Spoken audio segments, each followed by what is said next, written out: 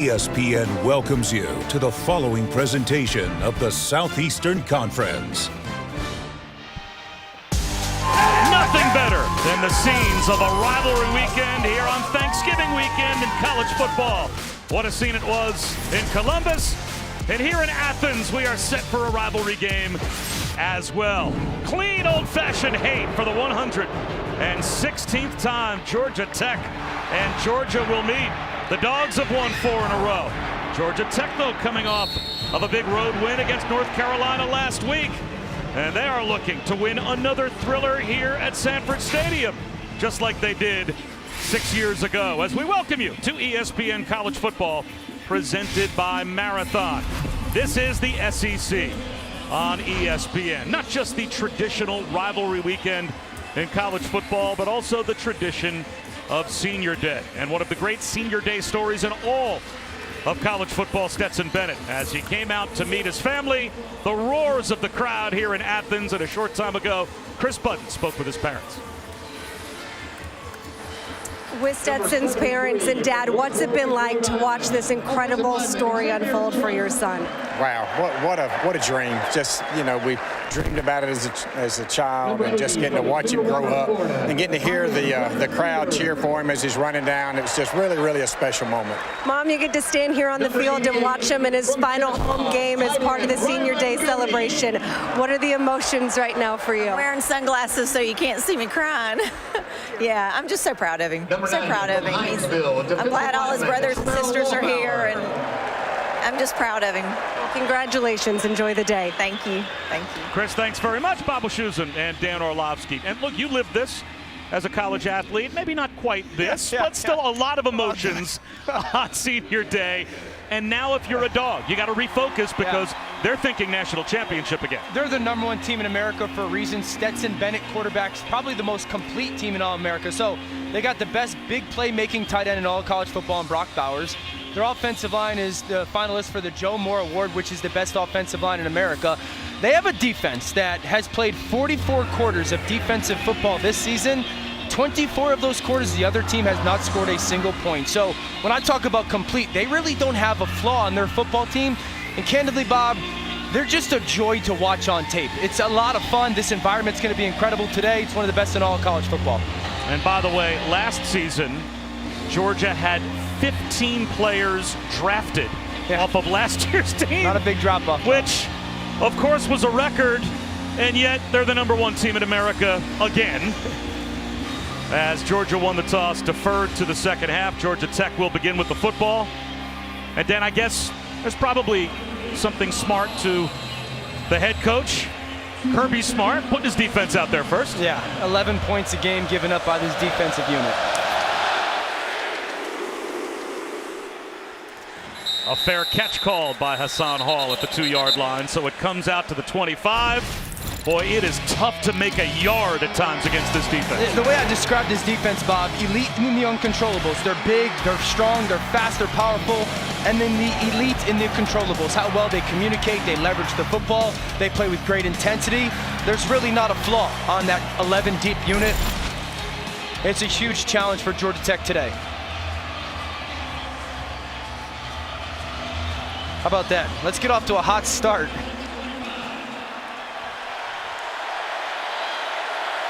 Well, Zach Gibson, and we expect to see Tyson Pumachan at quarterback as well at some point. For Tech, take over at their own 25 with Dante Smith plowing his way. That's a great start for the Yellow Jackets as the Ramblin' Wreck picks up 8 on first down. If you can create some second down and shorts for the redshirt sophomore Zach Gibson, that will do nothing but help. Good player, has been in and out of the unit for Georgia Tech this year. So many injuries at the quarterback position. Man, how well he can get through progressions today and get it out of his hands is going to be huge. So 9 yards on first down for Smith as the Akron transfer, Zach Gibson at quarterback. Hands one off to Smith again, and he gets down the sideline, picks up a first down.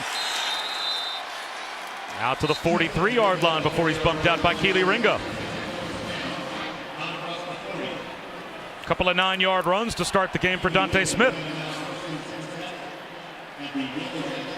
This is a Georgia Tech offensive line that one of the youngest in the country. We're talking left to right, freshman, sophomore, freshman, going against one of the best defensive line units in all college football. 2 back-to-back really good plays, collapsing the edge.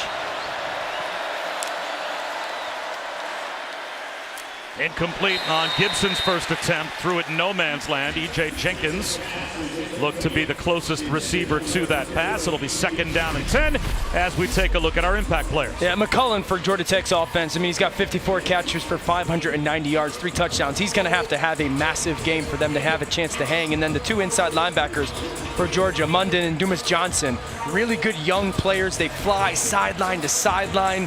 Their communication level's great. They are absolutely unquestionably the leaders of this unit. That's Dylan Leonard in motion. Wide receiver screen for McCollum. And he gets about half of what they need. Brought down at midfield, picked up 7. So it will be 3rd down and 3 right at midfield. Nate McCollum has 3 100-yard games this season. He racked up, at least through his first 11 games of his career, more receptions than Calvin Johnson had when he was a Yellow Jacket. And look at the difference between him and the next guy, right? For an offense that is incredibly young and unproven, he's no question their go-to person. Same play, same result, a 1st down. McCollum does it again. If it works once, why not go right back to it? Yeah, pretty smart, too. You could see that Georgia Tech actually held their huddle for a really long time. Wait and wait and wait. Clock gets to about 8 or 10 on the play clock. Then they snap, get into formation, not allowing Georgia to get exactly in the way that they want to match. Kick the ball out to the perimeter, 1st down. You got to love that if you're Georgia Tech early on.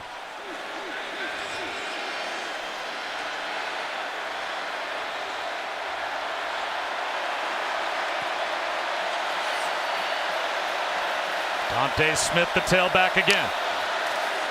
Play action again. A little shoulder fake and a deep shot for McCollum. Underthrown. Incomplete.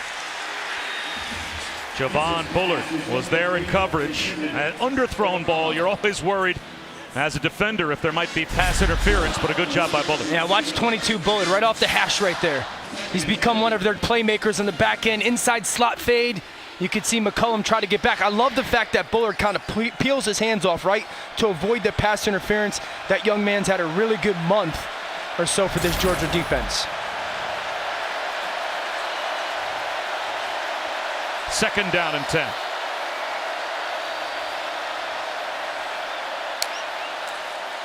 Back to the ground and Smith. Maybe a half yard. So what has been a very good opening drive for Georgia Tech to get from their own 25 to just outside the Georgia 40. Now they need a 3rd down and 9 conversion. Yeah, and so 2 things here. You're trending or getting very close to 4-down potential territory for Georgia Tech. You're not going to win this game with field goals. Also, the ability to pop a run here to see if you can get into that 4th and 4 situation, which makes it more likely for you to go for it. At least statistically, you got a bad 3rd down offense against the best 3rd down defense in the SEC and number 3 in America. Incomplete. On the go route down the sideline for Jenkins. Well, from here, you are looking at close to a 60-yard field goal. That is out of Gavin Stewart's range. Will they go for it? Watch how good Ringo is here, Bob. Receiver peek back, you peek back for the ball. That started to show up on tape. That sophomore has really started to put the technicality of the position on tape. Now 4th and 9. I don't mind them going for it on 4th down. That's why I would love to see a run there to get a little bit more favorable situation if you're going to go for it. Even a short pass just to make up some yardage, make it 4th and manageable. 4th down and 9. Georgia Tech going for it. Here comes the blitz. One-on-one, flip down the sideline, dropped right down the chimney to McCollum. It is 1st and goal, Georgia Tech at the 7. They pick up 35 on 4th down and 9. Bobby, it's the same play they called on 1st down, the slot fade. You cut the split to give space for the throw, then the throw bleeds him all the way to the sideline, right over the left shoulder. Up tempo, Smith stopped at the line of scrimmage. Michael Williams, Robert Beal, they were both there for the Dogs. It'll be 2nd down and goal. You know, Bobby, going back to that slot fade, that's why you call that. You give that receiver all that space so then he can get bled or faded to the sideline, and it makes for a less perfect throw needed for the completion. And now they're going to bring in Tyson Pumachan, the redshirt sophomore, the Clemson transfer, at quarterback. So, Dan, this changes their entire play calling structure as well, does it not? You can go the zone read world and the designed quarterback run. Pumachan on a keeper. He'll cruise to the end zone for an opening touchdown for Georgia Tech.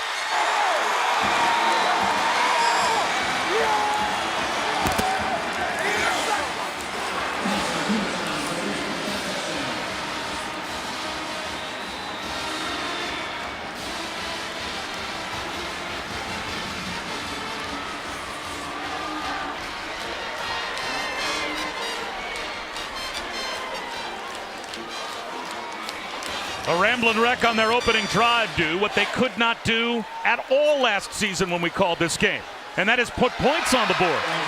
Shutout at home, 45-0 last year. How about an 11-play touchdown drive to start this year? A great throw on 4th down to McCullum on the inside slot fade. And then they bring in the quarterback, Pumachan. He out-leverages the defense, and Georgia Tech is here to play. 7-0 on the road.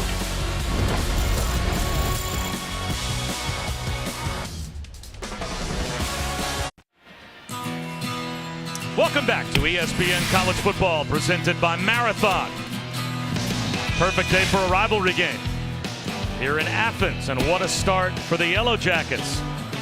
Right down the field to score the rarest of first quarter touchdowns against the best defense in college football, and now the first opportunity for Georgia at the 25, but back to the touchdown. They come on at a 4 strong, Bobby. 1, 2, 3, 4. Now, as Malachi Carter's going to go block the safety Smith, watch what happens to Lassiter on the outside. He's the corner that's got vision, and Pumachan is going to out-leverage him as he gets lost inside. Vision on the receiver going down to block the safety.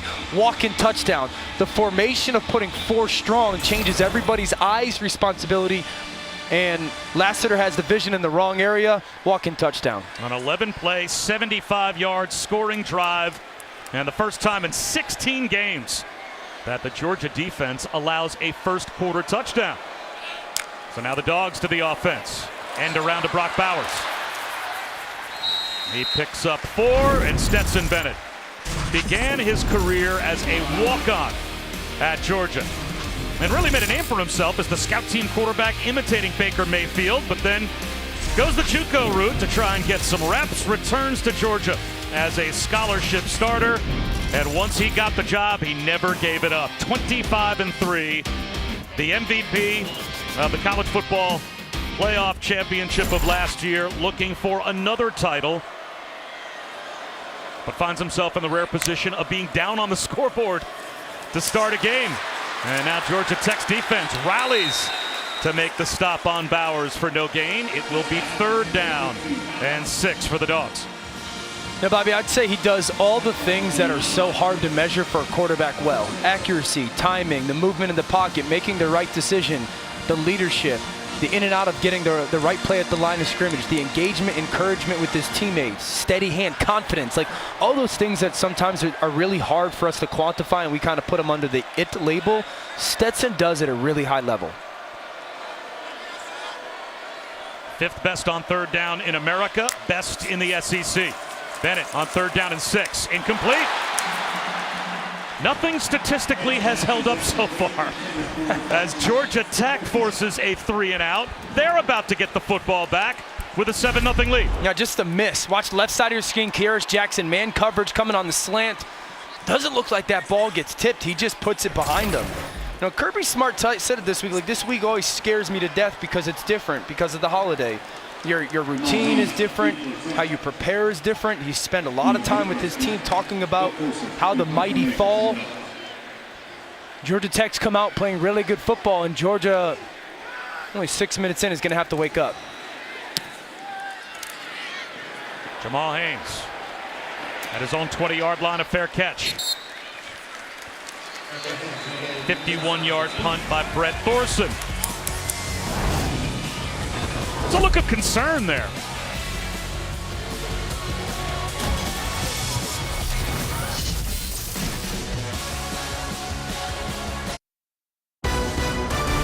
ESPN College Football is presented by Marathon.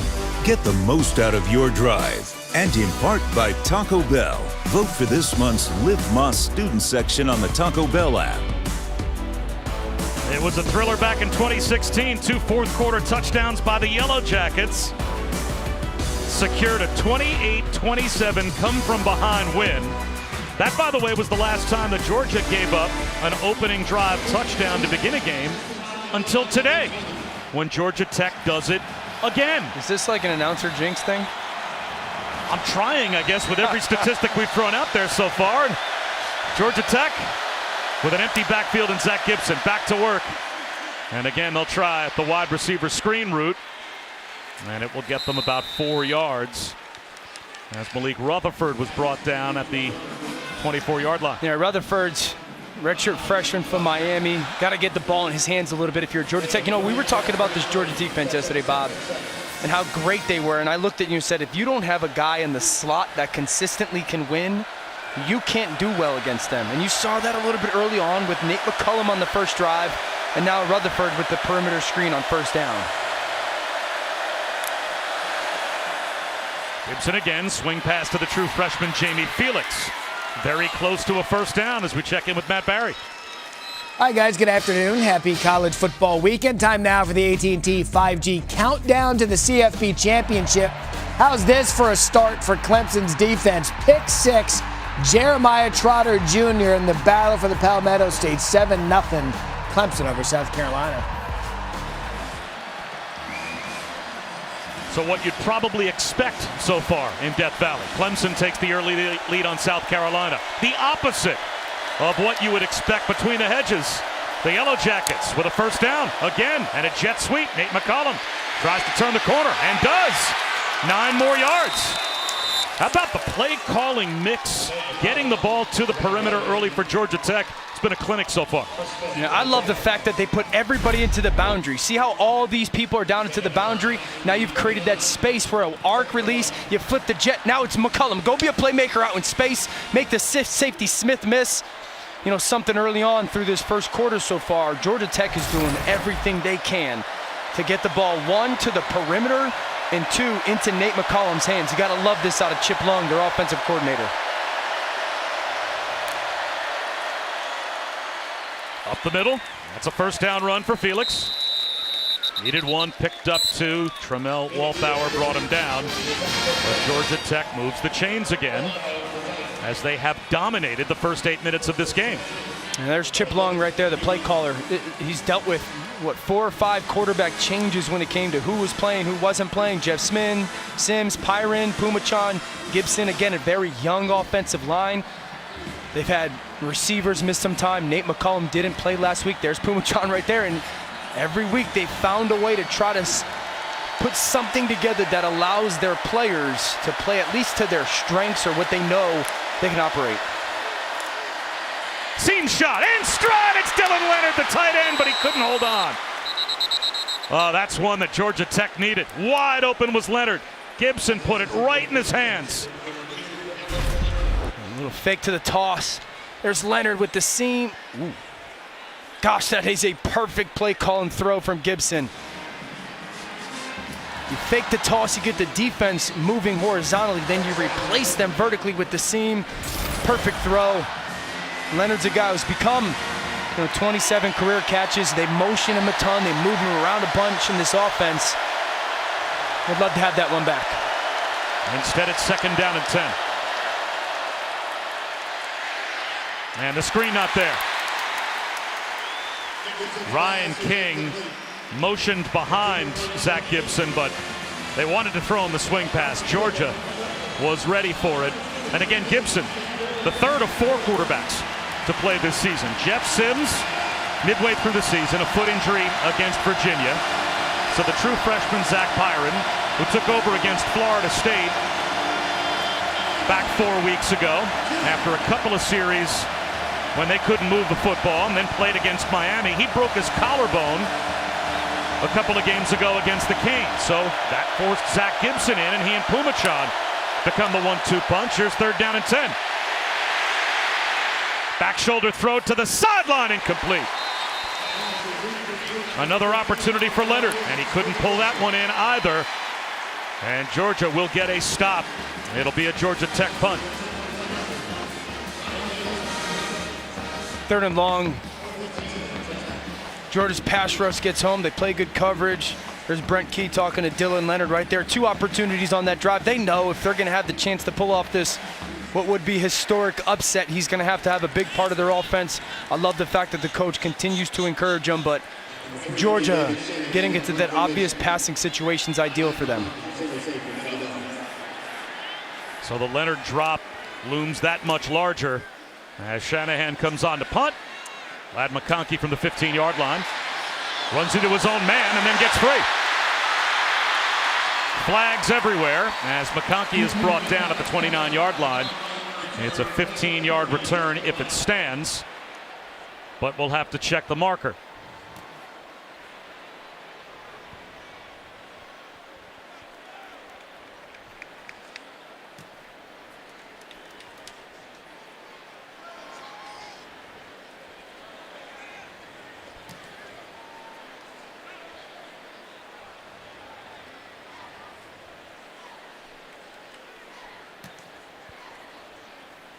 During the return, personal foul with targeting on the kicking team, number 15. 15-yard penalty will be enforced from the end of the run. That play is under video review. Sherrod Bryant may be kicked out of this game. We'll see when we come back.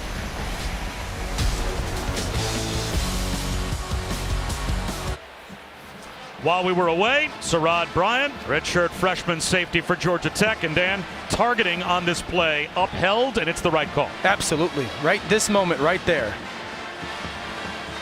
Launches. Defensive player on the ground. You love emotion, you love aggression, but that is uncalled for. Good job by the officiating crew. So mistakes that Georgia Tech you would think can't afford to make, from the Dylan Leonard drop that short-circuited their last drive to now a 15-yard penalty that sets Georgia up with great field position at their own 44-yard line. Kenny McIntosh. Gang tackled near midfield, a gain of 5. Back to Matt. Okay, guys, time now for your IHG Hotels and Resort Studio update. First possession of the game for the Buckeyes, all the way down the field. Emeka Egbuka touchdown, 7-0, first quarter, Ohio State.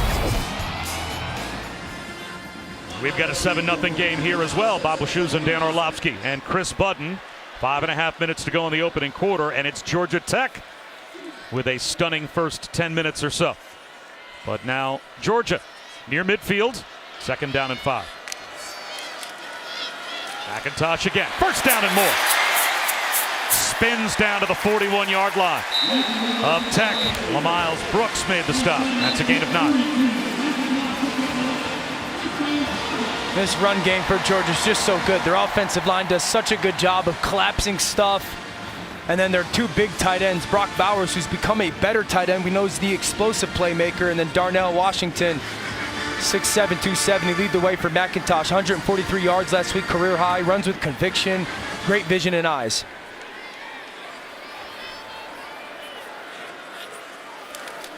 Play action on 1st down for Bennett. Looking downfield, the check down wasn't there, but a running alley is. And the quarterback cruises to the 36-yard line as he picks up about 6. Charlie Thomas ran him out. It'll be 2nd down and 4. One of those teams in college football that still believes in putting the quarterback under center, running some play action pass. It's what Stetson Bennett candidly does best. They're afforded to do it, one, because of their commitment with Todd Monken, their offensive coordinator, to run the football. Those tight ends that I mentioned, all the different formations that they get into, and allows Stetson to play really fast instead of playing in a hurry. You could see it there was the decision to go take off as a runner. Play action, and Bennett checks one down, incomplete through the hands of Bowers. So it will be 3rd down and 4 at the Georgia Tech 36. Yeah, great play. They bring the corner blitz if you're Georgia Tech, and then Charlie Thomas goes out to cover Brock Bowers. Stetson Bennett basically wasted. So 3rd and 4, right around that 36, 37-yard line. Two things here if you're Georgia. You can still pop a run. If you want to sit there and say Georgia Tech's going to play man coverage against us, you can get one of your zone read RPOs. Charlie Thomas, a great player in man coverage. And then you can also understand that this could be 4-down territory for you.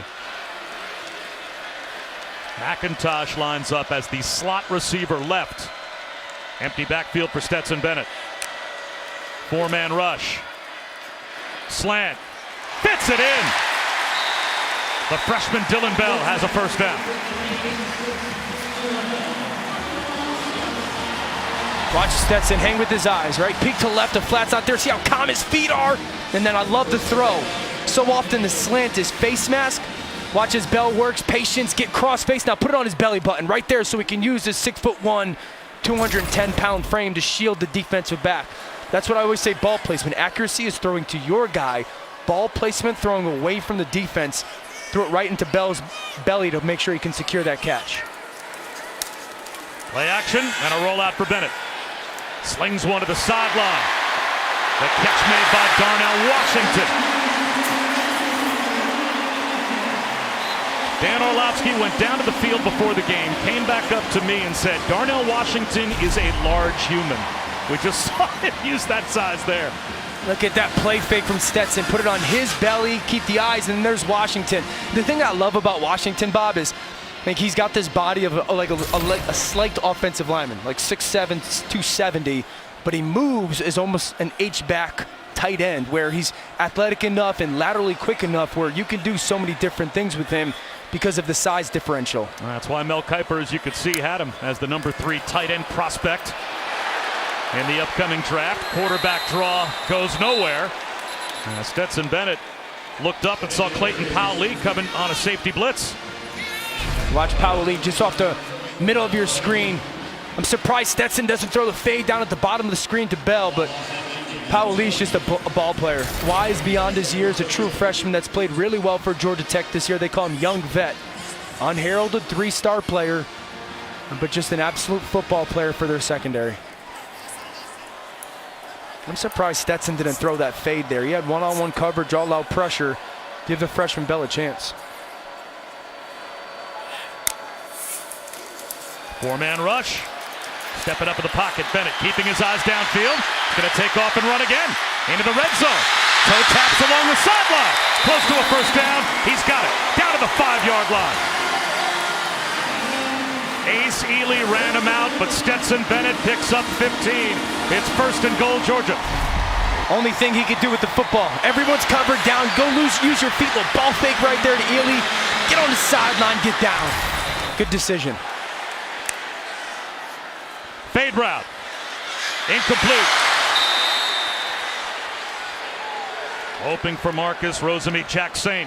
And Miles Sims, the Michigan transfer, blankets him in the end zone. 2nd down and goal. Get this ball out just a little bit more to that back pylon.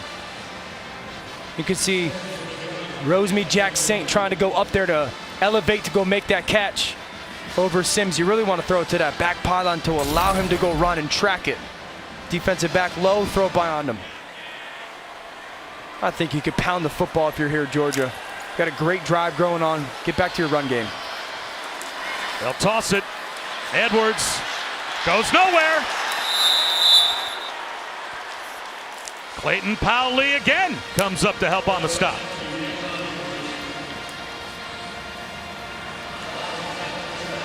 Third down and goal after a loss of 2. And this is a huge play, you would think, especially trying to keep the momentum for Georgia Tech if they can get a red zone stop here on 3rd and goal at the 7. I'd like to see them put both tight ends on the same side. So Washington and Bowers on the same side. Get Bowers in a one-on-one matchup and give him a 2-way go. The 11th play of the drive. There's Brock Bowers right there. You're getting man coverage. Well, now it's going to be 3rd and goal at the 12. The offense, number 0, 5-yard penalty. That's Darnell Washington that costs the Dogs 5. You know, Bobby, it looked like Stetson Bennett was going up to the line of scrimmage to try to communicate something and change the play or handle protection, and that's what forced Washington to jump. He's still got a shot here, so now it's more getting in a zone beat. You're expecting zone coverage. If you're Georgia Tech, you got to pay attention to Stetson Bennett's legs, but I still want to see Brock Bowers in the back of the end zone. He's in the slot right. McConkey wide right. Bennett looks that way, lobs it for Bowers, knocked away. Flag out. Rodney Shelley, the true freshman nickel, drew the assignment of 6'4" Brock Bowers. On the offense, number 84. 15-yard penalty from the previous spot. Replay, third down. And they actually call offensive pass interference, setting a pick on Lad McConkey. Watch McConkey. That's a little bit at the end of the play. You can see Brock Bowers go up to try to go make that catch. Now, look at this. They're trying to get there's no contact made. I'd actually argue that Georgia Tech has got a little bit of McConkey's jersey. That's a missed call. Georgia Tech should decline that penalty, but they're trying to get McConkey as a pick player on that underneath defender. He actually doesn't make any contact at all on Shelley. Yeah, the only reason you would accept that penalty is if you think that might move Podlesny out of field goal range, right, because it's a 15-yard penalty, but his career long is 53. He's 2 of 3 this year from 40+. He certainly has the leg to make it if you accepted the penalty. So they do decline, and it's a 30-yard try. And he just does squeeze it through. But a red zone stop for the Georgia Tech defense. Georgia on the board. 18 seconds to go in the opening quarter. It's 7-3. And coming up tomorrow morning on Sunday NFL Countdown at 10 a.m. Eastern on ESPN, Joe Burrow goes one-on-one with Alex Smith, plus an all-access inside a mind-blowing meeting with Tom Brady and the Bucs. And then Monday Night Football, the Steelers in Indianapolis to take on Jeff Saturday's Colts at 8 Eastern, 5 Pacific on ESPN. ESPN Deportes and the ESPN app. Monday Night Countdown kicks off our coverage at 6 Eastern. And if Jeff Saturday keeps on winning, maybe gets hired full-time. It's been nice working with Dan Orlovsky. But, of course, the job offer, I'm sure, will be on the table. Not only that, but Lane Kiffin's new contract at Ole Miss. Those coaches You'd probably settle for half that. Yeah. Not that I'm negotiating, Jeff. Yeah, I appreciate it, Bob. Glad to help. Stetson's journey, not all that different. I mean, than Joe's, right? Joe Burrow goes to Ohio State. You're not good enough to play here. Transfer, then leads probably one of the greatest college football teams in the history of college football. Is having a great NFL career. That'll come out to the 25-yard line for Tech, and we go back to Matt Barron. All right, guys, here's what's going on around the network. South Carolina, Clemson. Clemson out to an early lead, 14-0 on ABC. West Virginia surprising Oklahoma early in their game. And you've got Coastal Carolina, James Madison, ESPNU. Just out of curiosity, how much does Orlovsky think holding a clipboard would pay in the NFL? You think Saturday's going to give him a gig? I like it. I like it. He's back. He's back. By the way, no one holds clipboards anymore. Can we stop saying that? It's not 1994. It's a figure of speech. It's hold a tablet. Hold a tablet sounds dumb. First and 10, Georgia Tech still with the lead. 18 seconds to go in the opening quarter. Zach Gibson hands one to Hassan Hall. And not much running right. Robert Beal made the stop. That should take us to the end of the first quarter, which, by the way, will be only the second time this season that Georgia has trailed after the first quarter. They were down 3-0 to Missouri on October 1st. They're down 7-3 in their rivalry game with Georgia Tech. Some clean old-fashioned hate. We've had some highlights so far. Nate McCollum putting up big numbers, and Puma Chant's touchdown run, the advantage.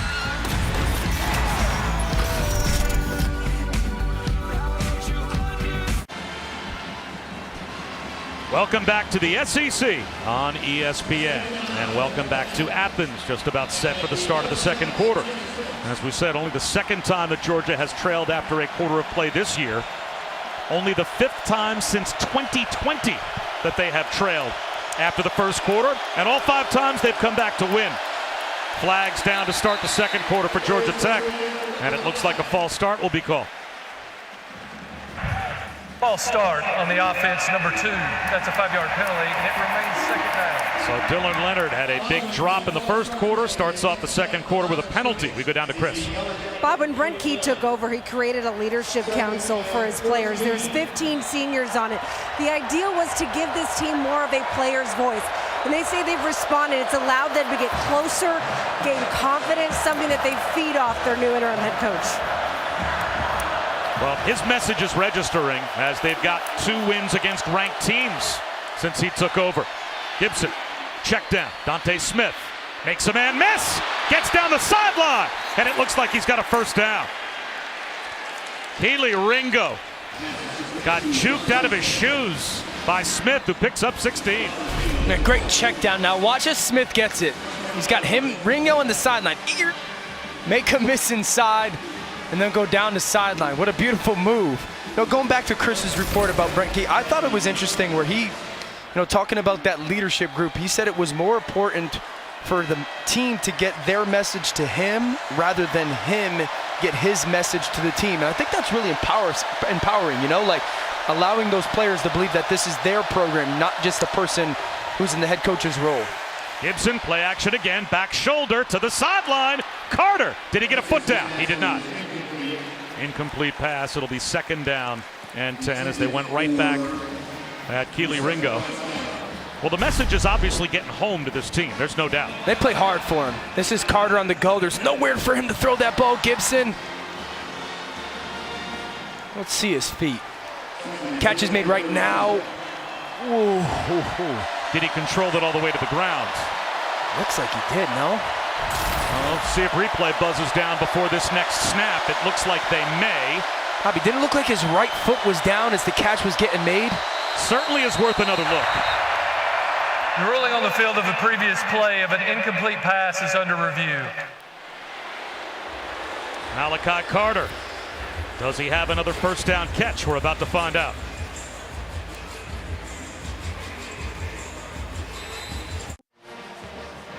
Welcome back to ESPN College Football, presented by Marathon. And while we were away, the call on the field stood. This is an incomplete pass to Malachi Carter, but an outstanding effort, Dan. He made it as close as he possibly could. Yeah, and it's really difficult to see, one, if the toes are just starting to come off as he's just making that catch, and or if either of those feet are out of bounds, from that angle. Great effort. So it is second down and 10. Malachi Carter playing in his 58th career game at Georgia Tech as he continues to add to his Yellow Jackets record for most ever games played. Blitz off the edge. They throw the screen behind it. Malik Rutherford immediately cut down by Javon Bullard. A loss of 2. Yeah, great job by Bullard recognizing perimeter screen. You saw that pre-snap formation. There's that wide bunch. Trying to go widen and block Bullard. He triggers, stays outside in, and then chops off Malik Rutherford. Very good job. Perfect example of how they play with that leverage. Instead of going underneath, he stays outside, and now it's, again, this third and long situation. This is when Georgia feels we could play our 2 high coverage, so 2 safeties deep, man coverage underneath, and allow this dominant defensive line to play with their games and stunts up front. Gibson down the sideline. Tries to fit it into a tight window to Leo Blackburn. Flags out. Ringo there in coverage.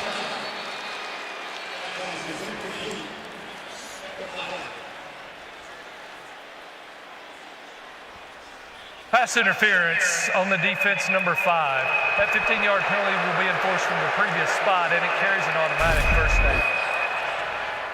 The shot down the sideline, the go route. Ringo's in great position. I think maybe it's that left arm that just wraps around the chest of Blackburn that they're going to throw. That's the 4th ball that they've thrown at Ringo's side that way, where we're going to push the ball downfield to the perimeter and see if you can play that tight man coverage. So they're going to continue to challenge him with those contested throws. Ringo is an NFL defensive back. 100%. But maybe they're throwing at him because he's the one guy they don't give help to. They fake the screen one way, swing it back the other way to Smith. He tight ropes the sideline across midfield, out of bounds at the Georgia 46-yard line for a gain of 4. You know, one of the reasons they're throwing at Ringo is, well, a couple reasons. Georgia plays an old school Miami Hurricanes early 2000s defense. 2 safeties play deep, corners play man trail underneath. So the coverage is going to be tight. He's usually into the boundary. That's the shortest throw, so it's not like you're going to get a ton of easy open window throws.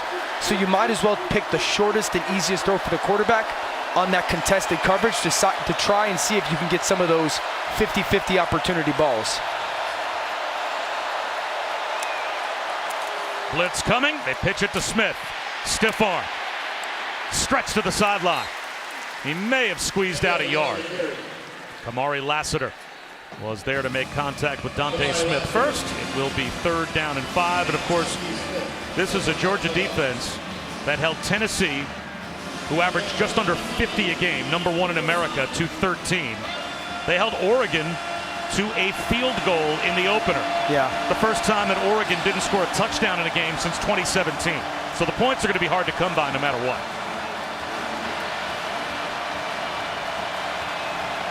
3rd down and 5. Play clock winding down. 5 seconds to get it off for Zach Gibson. They do get the snap off. He's well protected to the sideline. High throw, but looked like Malachi Carter stumbled a bit coming out of his break. And now 4th down and 6, just across midfield. And Gibson's looking over. Punt the football. But here comes the punt crew. Yeah, this is the right choice. You're trying to get that stop route to Carter, and just timing is of the utmost importance on that one. Quarterback's got to hit his back foot, put it on the outside shoulder. The receiver just misses on that one-on-one ball.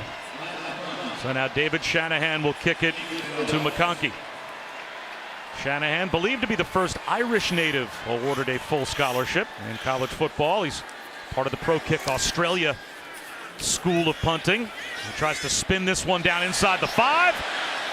Does it travel into the end zone? Does Georgia Tech get it down? The officials come together. It is in the end zone for a touchback. That close to the Yellow Jackets, downing it at the 1-yard line.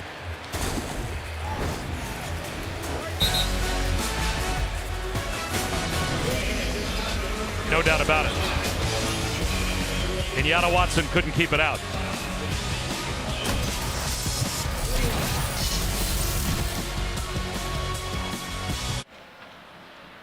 College football rivalry weekend continues tonight with USC holding on to college football playoff hopes, hosting Notre Dame at the Coliseum. Coverage begins at 7:30 Eastern, 4:30 Pacific on ABC, as well as the ESPN app. Notre Dame 8-1 in their last 9 since an 0-2 start, and have really turned themselves into a quality win again if USC can get it. Right now we've got the Trojans at 14% to reach the college football playoff. That'll jump up to 20% if Ohio State beats Michigan. And right now, Ohio State with the early lead on the Wolverines as well. Kenny McIntosh right up the gut into the open field. Caught from behind, breaks a tackle. McIntosh rumbles to the Georgia Tech 35 before he's brought down. He picks up 45. They're going to get pressure off the edge. This is a beautiful job by Georgia's offensive line. Watch Kenny McIntosh come right down the middle of the field. You blitz, you shut off the slant. It's a great job by that offensive line. Kenny McIntosh had a huge hole. We saw their offensive line coach for Georgia talking about when Georgia Tech pressures, how they were going to handle it. Perfect example. Dejon Edwards, right down Broadway as well. He's got 7. Clayton Powell tripped him up. You know, one of the things I love about this offensive line, again, they're Joe Moore Award finalists, or semifinalists, excuse me. The strike that they have off the football, then they bring their hips. You can see their hand placement is always so good, and then they keep their head up. You know, it's one of the things I think is a lost art in offensive line blocking, is so often younger players are dipping their heads nowadays. Their offensive line does such a good job of everybody keeping their head up. That allows the vision on their double teams to be exactly where it's supposed to be. Dejon Edwards again, inside the 20, Down to the 10-yard line before he's brought down. 18 more. Yeah, you're going to see down blocks on one side, and then watch this. Down blocks, down blocks, down blocks, and then you're going to pull with your backside left tackle and then your big tight end Washington. That's McClendon, 300 pounds, pulling with Washington, 270. You collapse one side, and then 570 pounds get pulled from one side to the other. That stresses a defensive front. And see how you got two high safeties here? That's where you should run the ball down in the red zone. And they will, to Edwards again.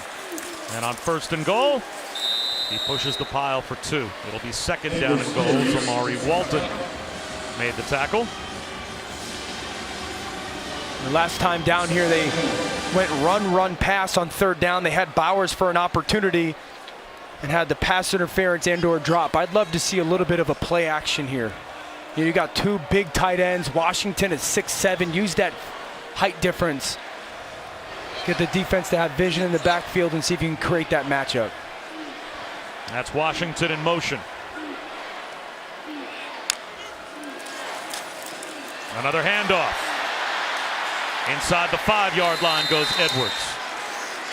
Charlie Thomas, who's a top 5 tackler, along with A.C. Lee in the ACC, made the stop. Those two are tackle machines in the middle of this Georgia Tech defense. Now it's 3rd and goal from just inside the 5. You could make the argument that Charlie Thomas has the chance to be the ACC Defensive Player of the Year.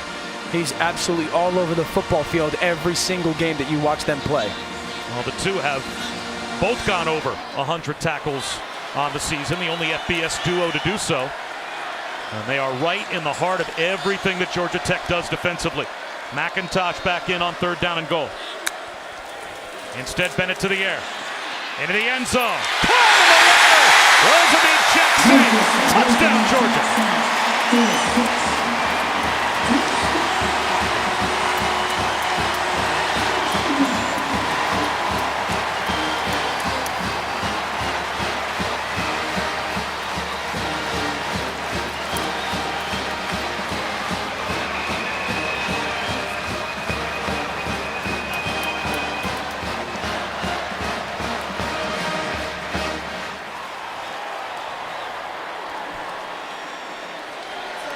Second touchdown of the season for Rosamond Jackson, and the first pass that Georgia threw on the drive.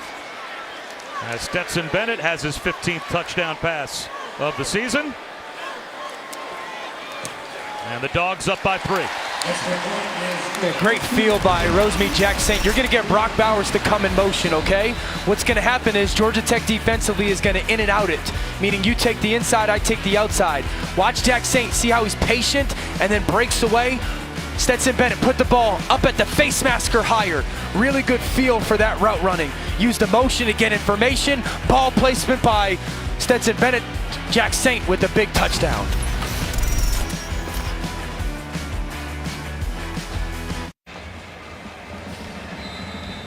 Dogs have the lead between the hedges, but a closer game than anyone would have expected as we are midway through the 2nd quarter, and Georgia Tech back to the offense, down by 3.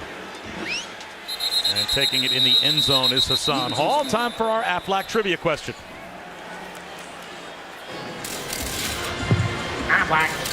In the last 25 seasons, who are the only 2 SEC quarterbacks with 250 or more passing yards and a rushing touchdown in 4 consecutive games? Oh, that's a tough one.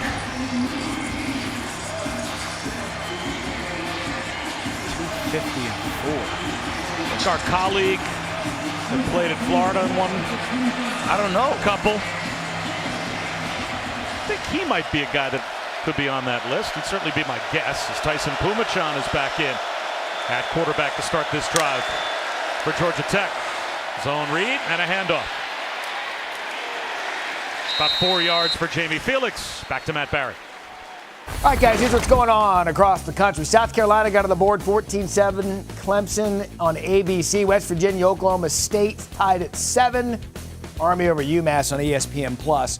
An official guest from the studio, Cam Newton, and Aaron Murray. Best and final. I like that guess.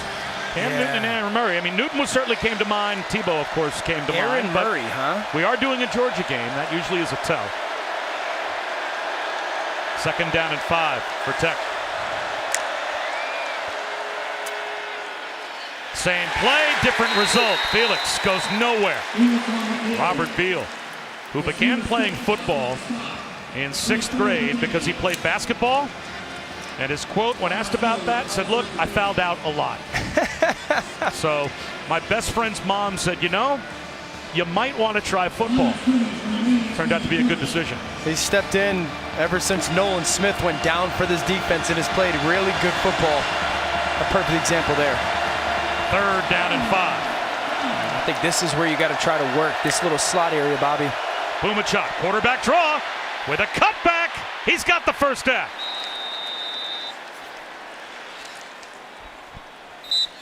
Pumachon has only thrown the ball 5 times. He made his debut for Georgia Tech last week. Yeah, you're going to speed motion. That's going to bring a linebacker out of the box. It's only going to leave Dumas Johnson, and then you lead that center up to go block him. Really good job utilizing 3rd down, motion the back. You pull one extra defender out of the box.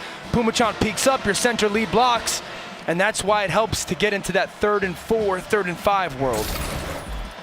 So Zach Gibson on the sideline as Tyson Pumachon, who again played for the first time this year last week against North Carolina and had 44 yards rushing and a touchdown. Play clock winding down. They get the play off, and Pumachon again picks up 3. And at the very least, Georgia Tech letting the play clock go as deep as possible, shortening this game a bunch, right? As we come up on 5.5 minutes to go in the opening half. Pumachon has become their quarterback run element.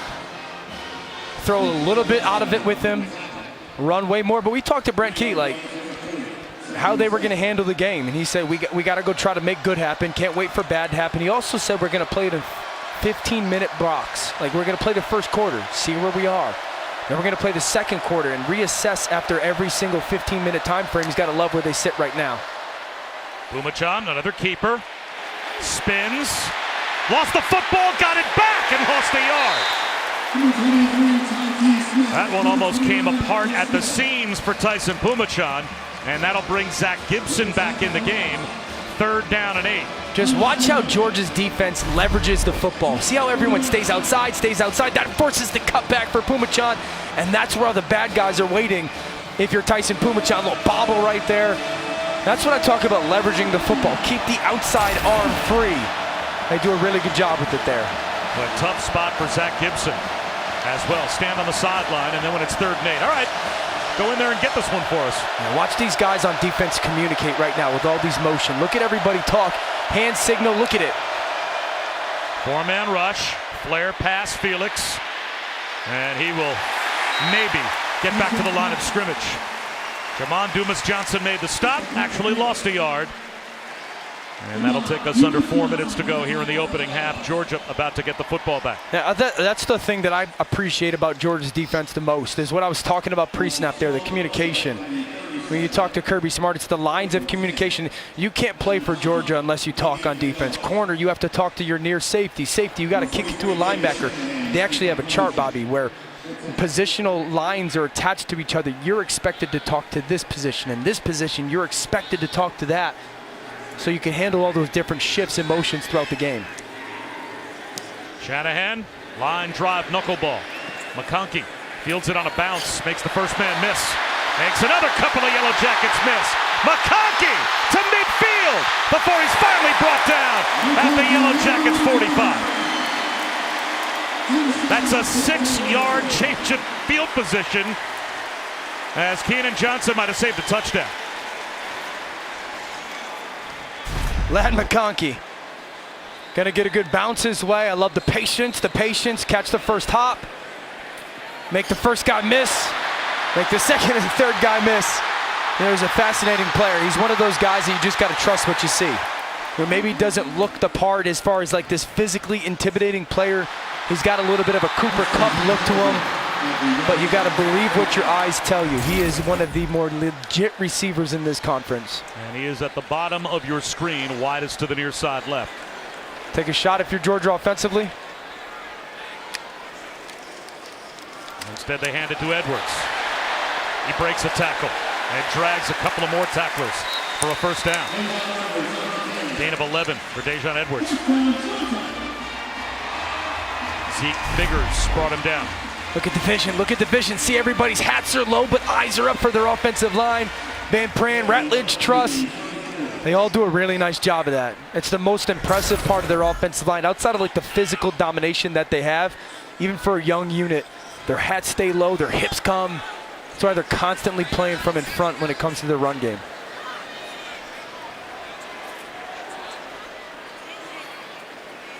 Conkey in motion. Edwards again. Inside the 30. Out of the 28-yard line, he picks up 6. Amari Walton made the stop, and this is a danger moment, you think, in this game for Georgia Tech. Remember, Georgia will start the third quarter with the ball. And with 2:22 to go before halftime, a chance for the Dogs to string together back-to-back possessions here as Georgia Tech's trying to hang in there.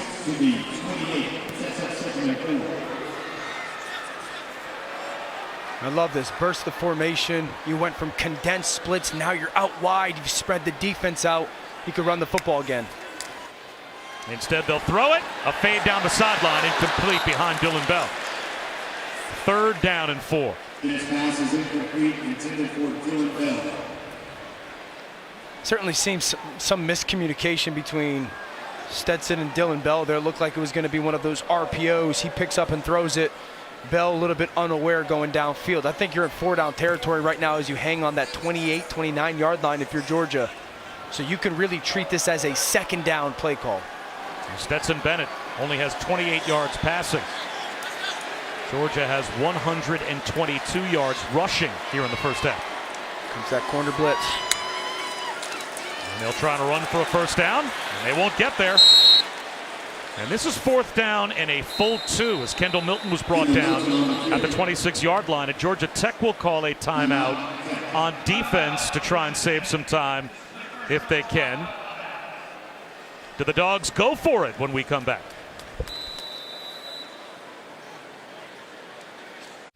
I'm Matt Barry. Coming up on the Lexus Halftime Report, Michigan and Ohio State, pretty close in Columbus. Highlights of that one, plus another great rivalry game between Clemson and South Carolina. Plus Nebraska has its new head coach, and they hope they are going to rule. Jesse Palmer, Joey Galloway, just charged myself $1. Coming up on the Lexus Halftime Report. Matt Barry's good. I see what he did there. That was well done. I don't mind that well one. done. You were even impressed. Yeah, I don't know the whole charge you $1. If I'm Georgia, I go for this. I love the fact that they are. 4th and 2 after the Georgia Tech timeout. And now a look over after the hard count by Stetson Bennett. Still 7 on the play clock. Will they snap the ball? Georgia Tech holds their water. Timeout, Georgia.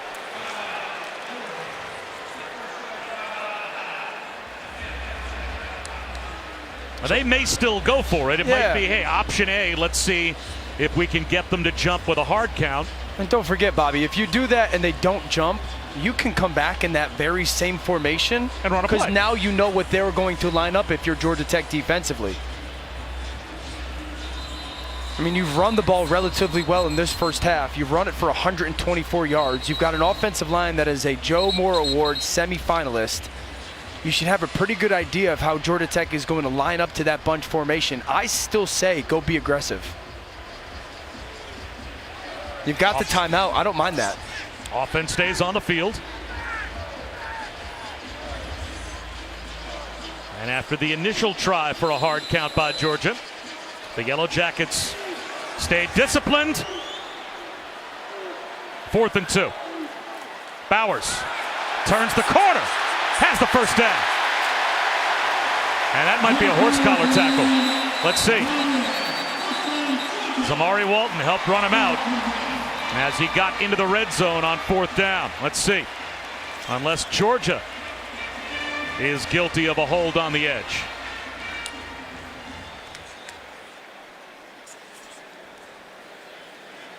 Georgia Tech thinks this is a dog's penalty. Personal foul, face mask on the offense, number 19. That 15-yard penalty will be enforced from the spot of the foul, and we will replay 4th down. So not only does that negate the 4th down carry for the 1st down, but that might knock Georgia out of field goal range.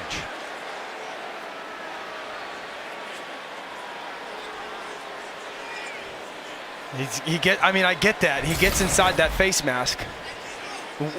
Bobby, why is it not offsetting? Because there's the horse collar as well. When the flag came out and you could see the grab at the back of the jersey near the nameplate, I thought that was what they were going to call. To me, you can make an argument they missed the horse collar, but got the face mask. Yeah, I think both of those are flags, and you should replay the down rather than just calling it against Georgia. And it is a points off the board type call, because now Brett Thorson has to come out to punt as they're out of field goal range. And he'll try and angle this one for the corner. And the Dogs do a great job with McConkey down there as the gunner to keep it out of the end zone. That's just a remarkable play by Ladd McConkey. You know how difficult this is to find the football, look at everybody's eyes up, long snapper pointing to it. Get up there, big fella. That's a great play by McConkey. That's another one of those examples. You just believe what your eyes tell you when it comes to him. How many legit big-time wide receivers are on your punt unit? There was one recruiting service that had Ladd McConkey as the 1,160th player in his recruiting class a few years ago. That one, Bob. Yeah, maybe by about 1,000. Let's go down to Chris. Yeah, he didn't receive an offer from Georgia until 16 days from signing day. When we asked Kirby what he saw in him, he said, when I first took a look at him, he looked like the guy that should be delivering my newspaper. He eventually grew on us. He was going to go to Chattanooga if he didn't come to Georgia. It worked out. And now Georgia Tech from their own 2-yard line. Gibson to throw from the end zone. A quick out to the sideline. Jenkins able to make the catch. Bumped out by Ringo, and that gives the Yellow Jackets some breathing room. A gain of 6. Yeah, really big 90 seconds here if you're Georgia Tech. If you told them they were going to go in 10-7 at half down, you'd take that. So how well of a job they do of making sure that they hold on to the football for the remainder of this first half is going to be paramount. 2nd down, I'd love to see a little bit of a perimeter run or perimeter screen to see if you can get into a really good 3rd down situation, if not a first.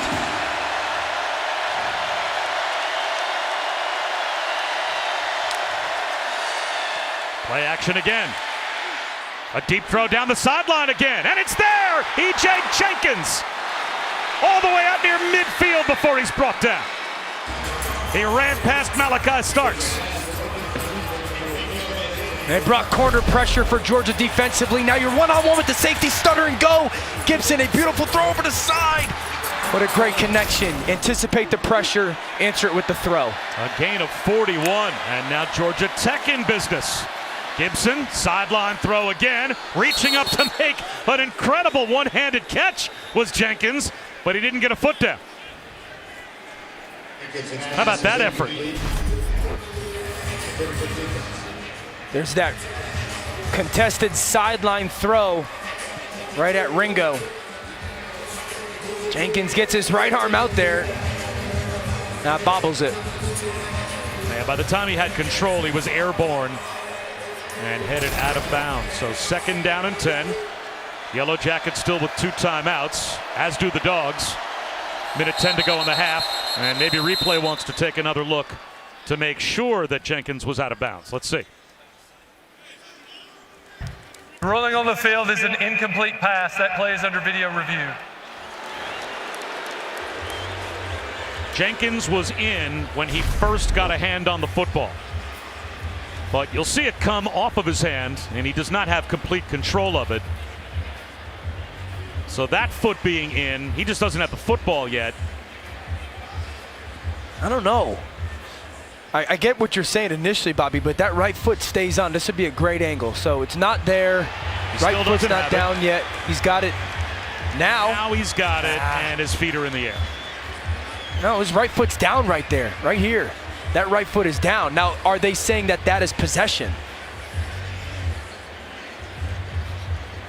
Does the ball move once he pins it to his chest? I don't think he had complete control of it with a foot on the ground. I think I probably tend to agree because it's called an incompletion. Right foot still down. Yeah, I think it's because it's an incompletion on the call. I think you're going to confirm that call. It's a great effort. No doubt, and it's close. After review, the ruling on the field of incomplete pass stands. It'll be second down. That's the second one for Georgia Tech today. That is very close on the sideline. Yeah, they've made two of the best catches you will see that were barely out of bounds, as Malachi Carter had one earlier as well. Second down and 10. Interesting to see how both teams manage the clock with a couple of timeouts each. As well, a lot could be determined based on what happens on this snap.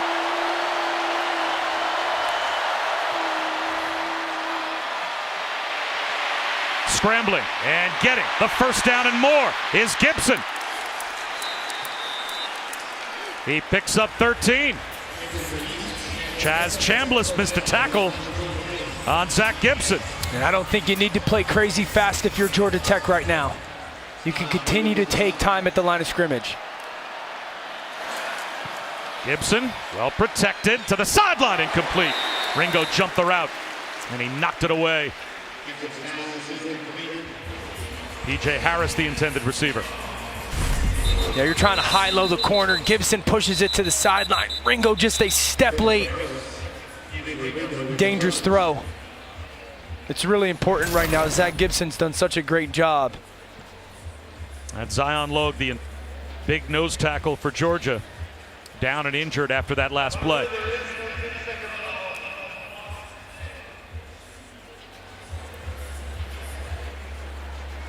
So while there is an injury timeout, let's answer our Aflac trivia question. In the last 25 seasons, who are the only two SEC quarterbacks with 250-plus passing yards and a rushing touchdown in 4 consecutive games? I guess Tim Tebow before. I'm going Tebow and Stetson Bennett. Oh, you've looked at the card. That's cheating. I didn't look at the card. Just absolute cheating. Wait, I'm right? Let's go. Let's go. And how happy does it make you that the guys in the studio got I'm so both happy wrong? I didn't say Cam Newton. And did he say Greg McElroy? Is that what Barry yeah, said? Greg McElroy. Golly, dude. Guy says he knows college football. Second down and 10. Stetson Bennett was hoping to get another chance with the football before halftime after Ladd McConkey downed a punt at the 2-yard line. And how about the response again by Georgia Tech to not only get the ball out of the shadow of their own goalpost, but to be in position to score before halftime. They'll run it with Dante Smith, and Dante Smith is planted for a loss of a couple. Jalen Carter was in the backfield. Robert Beal there as well. Now it's third down at 12. Bobby, this is special by Jalen Carter. You're going to see this tackle pull, okay? Now watch Carter as he pulls. Follow him. Right there. See how he follows him? That is spectacular. Tackle leaves. You follow him because you know he's pulling for a reason. A little bit of a jersey grab right there. You're talking about a physical talent in Jalen Carter that's going to be a top 10 pick in the NFL. He could go upfield. He could two-gap. He could rush the passer. He's got speed, power, explosive, athleticism, and then smarts right there. Big-time play. An MCL sprain cost Jalen Carter a good portion of the season, but after missing a couple of games, he returned 4 games ago, and he's become Jalen Carter again since coming back. You know, it'll be interesting because Georgia Tech has had so many of these throws to the sideline, right, Bob? These one-on-one contested, somewhat back shoulder fades. I'd be interested to see at what point does Georgia start to play these safeties just a little bit wider, and then can you get a ball down the middle of the field in between the hashes? 1 timeout left for Georgia Tech. And they can get very close to field goal range without picking up the first down. Wheel route, nothing there. Dumas Johnson rifles over and buries Dante Smith. Now you wonder if Georgia might call a timeout. I would. I'm not sure Kirby Smart knew that that pass was completed.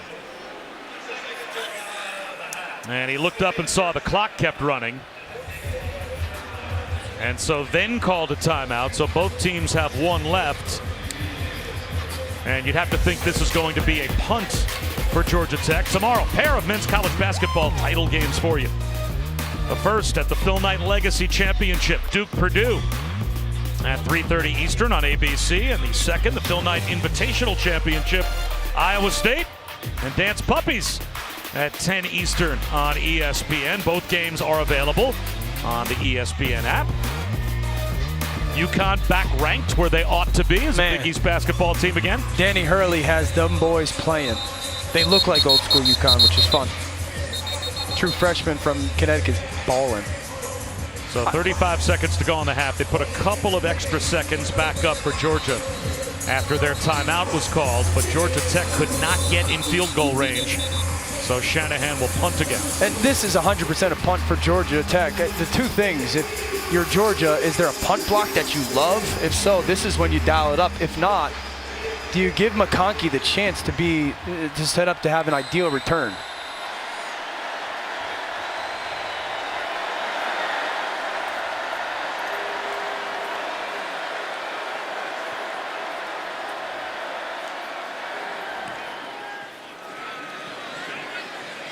And Shanahan just blasts it into the end zone, so it will come out to the 20-yard line with 28 seconds to go before halftime. And this season, All-State will celebrate every field goal and extra point made by participating universities by making a donation to the university's General Scholarship Fund. Thank you to All-State. So 28 seconds at your own 20-yard line. Against a defense, by the way, that has taken the ball away 23 times this season. I don't get too cute here. Yet Georgia Tech is number 5 in America in most takeaways at plus 11 on the season. Sure. And you're starting the third quarter with the ball, and you can see Kirby Smart is going to take no chances. Smart thing to do. Go to halftime, reassess. Maybe you get your team's attention a little bit. Credit Georgia Tech. They have played a heck of a first half. So clean old-fashioned Haight with a terrific first 30 minutes as the Dogs will start the third quarter with the ball and a 3-point lead. A quiet first half for Stetson Bennett, 5 of 10 for 28 yards. Did have the touchdown hookup with Marcus Rosemy-Jacksaint, and right now that is the margin as that gave Georgia the lead. Can Georgia Tech and their quarterback Zach Gibson hang in there in the second half and keep the hopes of an upset alive? We'll find out. Down to Chris. Coach, up 3.5. What have you seen out of your team early? I couldn't hear you. What have you seen out of your team early? Well, I see them shrinking the game a little bit. They're doing a nice job. They hit us with an opening drive. We've wasted a couple red area series where we got to get touchdowns out of those. You were talking with Stetson Bennett running into the halftime for the locker room. What was the message to him? Play with some confidence and, use our players to help us. We got several times there where we got an opportunity to run the ball. We got to run the ball and be more physical. Appreciate it. Thank you. A 3-point margin in a rivalry game at halftime. Back to Matt Barry. It's time for the halftime report. Big game, Bob. Thank you so much. Welcome back to ESPN College Football presented by Marathon. This is the SEC on ESPN. Just about set for the start of the third quarter. Georgia will start the third quarter with the football and the lead. That's not surprising, but the margin, very surprising, as clean old-fashioned Haight, way more competitive than we may have expected. Bob Wischusen and Dan Orlovsky. Chris Budden is with us as well. Georgia Tech really impressed you in the first 30 minutes. Yeah, they played a very similar style to what Kentucky tried last week against Georgia. A little NFL. They ran 40 plays. Georgia ran 26. So Georgia Tech, credit for the style and the execution. Then if you're Georgia, a little bit more of a wake-up and urgency. You're not going to get a ton of opportunities in the second half. Every single play is going to matter. And again, Georgia will start the second half with the football. And they'll have pretty good field position, just shy of their own 30 on the Kearis Jackson return. As we take a look at today's road test, brought to you by Goodyear. Yeah, the Georgia Tech defense had a very clear plan. They were going to try to make life for Stetson Bennett as difficult as possible. Put a lot of bodies all over him, blitzing him off the edges, and then Offensively, they started really hot. 4th down, they stayed aggressive, hit the shot to Nate McCullum from the inside slot fade, and then they flip the quarterbacks. Pumachan comes in, and they go to that designed quarterback run. That was by far their best drive of the day, but it's the story of their defense and how much they've confused and threatened Georgia's run game. Kenny McIntosh had a big first half, 59 yards on the ground, and he'll start the second half off with a gain of 4 as we go down to Chris. He was just happy trailing by 3 heading into the half. You got a different story. Caught up with him after halftime. He had one short message for his team. It was, we didn't come here to play good. We came here to win. Well, their confidence is building as they've already got a couple of wins on the road against ranked opponents under Coach Key. And we have a player injury as we will step aside. Looks like Keon White is down.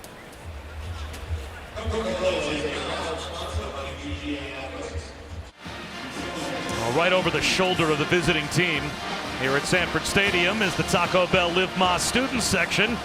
Student sections across the country competing to be the Live Más student section of the year all season long. A big reason why Georgia's so dominant at home. And Keon White a moment ago went into the injury tent. He was the ACC Defensive Lineman of the Week. 3 sacks and 4 tackles for loss last week in the win over North Carolina. And right now he's off the field on 2nd down as Kenny McIntosh dives up the middle for 3 more. So here's 3rd down and 3 down with the best pass rusher and the most impactful defensive player last week for the Yellow Jackets being looked at on the sideline. Massive 3rd down opportunity for Georgia Tech's defense. This is a defense that so far today has not given up much in the pass game. They've given up 1 or 2 chunk runs to McIntosh. In this 3rd and 3, 3rd and 4 world, you got to anticipate seeing man coverage, and if you're Georgia, trying to get people receiver-wise running away from their defenders. McConkey in motion on 3rd down. Georgia Tech brings a blitz. They throw behind it. Wide open. McIntosh down the sideline. Perfectly read by Stetson Bennett. And a 3rd down conversion. Charlie Thomas made the stop. But the Dogs move the chains. They pick up 12. Really good job by Stetson Bennett. Seeing the edge pressure, replacing that pressure with your tailback. Ball to your hands for a catchable pass. And now they go with the NASCAR tempo. McIntosh dives up the middle. And drives his way for 3. Hit by Charlie Thomas again. When Charlie Thomas and Ace Ely, probably 2 of the smartest linebackers in all the country. When Charlie Thomas, I mentioned in the first half, Bobby, he could be in the conversation for ACC Defensive Player of the Year. He's one of 2 guys since the year of 2000 to have a season of 100 more tackles, 10.5 more tackles for loss, 2+ sacks, 2+ interceptions, 2+ forced fumbles, and 2 fumble recoveries. I mean, we're talking about a guy that has had tremendous season. Both those linebackers, very strong players. Jet sweep. McConkey cuts it back, has the 1st down, making players miss. Down to the 33. 14 yards on the end around to Ladd McConkey. He made Sims miss. Now watch Bowers lead on that corner. Just look at the feel and the patience by McConkey, right? Never out of balance, never out of control. That's how he has that quick ability to make those sudden cuts. The sophomore from Georgia, just a really good player. As you see Keon White coming back in the game, but changes tempo in his routes so well if you're Ladd McConkey. You know, you talk about him and Brock Bowers, defensive coordinator Andrew Thacker for Georgia Tech right there, has a lot to deal with. Hand off Milton. Kendall Milton. Bobbing and weaving his way for 5. Now, Bobby, you're going to get McClendon right there for Georgia. Just an absolute late hit on the pile.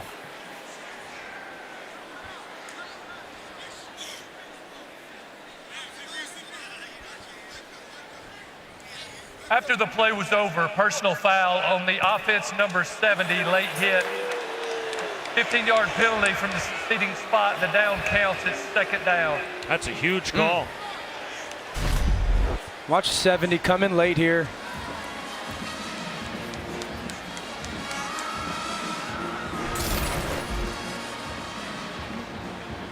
You think that's because of the shot to the back or just it's a fraction late? or both. And that didn't feel egregiously late to me. Pick your poison.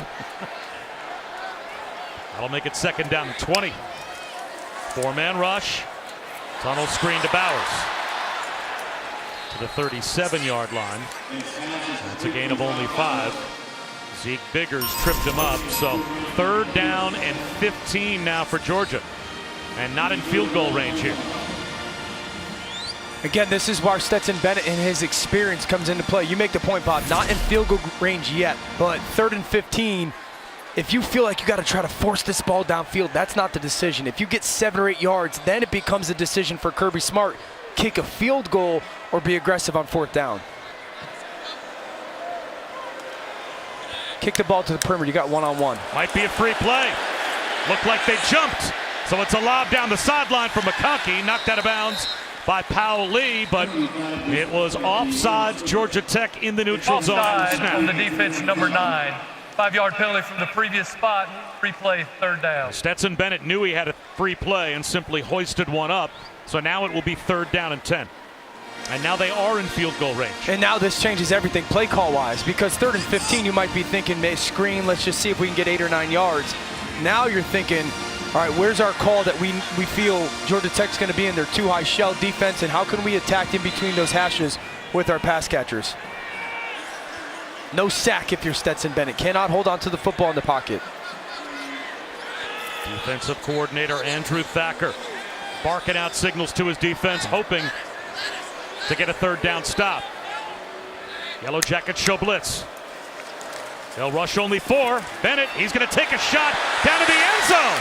In the back right corner, Arian Smith did not have control and went out of bounds as the official says incomplete.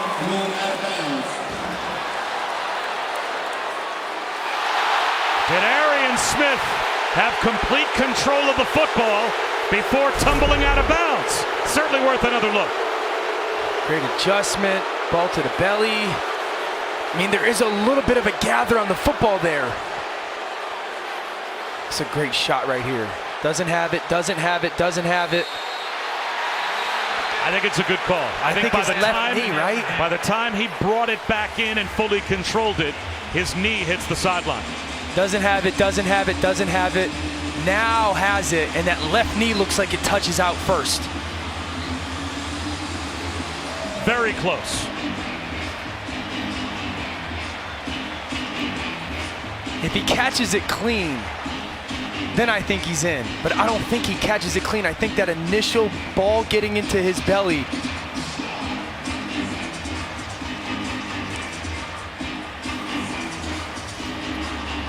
I mean, Chris has no emotion in the back corner there. Come on.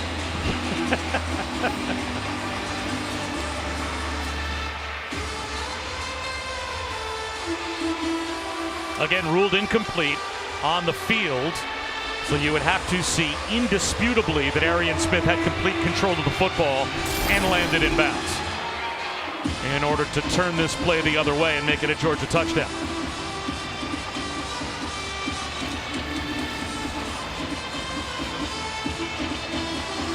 I mean, the question is, if it stays as ruling on the field, what does Georgia do then?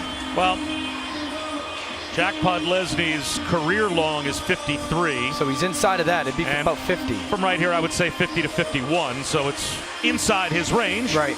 And you would think with their defense, even if they were to miss, I'm not sure that Kirby Smart's worried about giving up field position with the best defense in college football.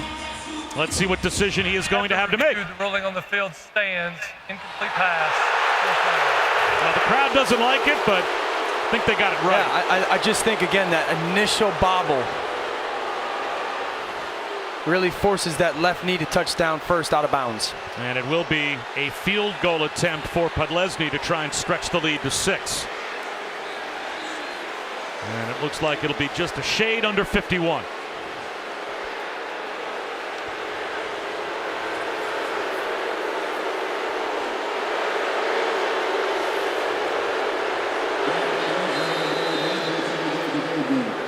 He is a terrific kicker. Former walk-on, put on scholarship last year from 51 yards away to try and stretch the lead. It's got plenty of distance, and it is right down the middle. The Dogs settle for 3. The crowd was hoping Arian Smith would be given a touchdown as that little bobble and the land out of bounds cost Georgia 4, but Bud Leslie able to stretch the lead.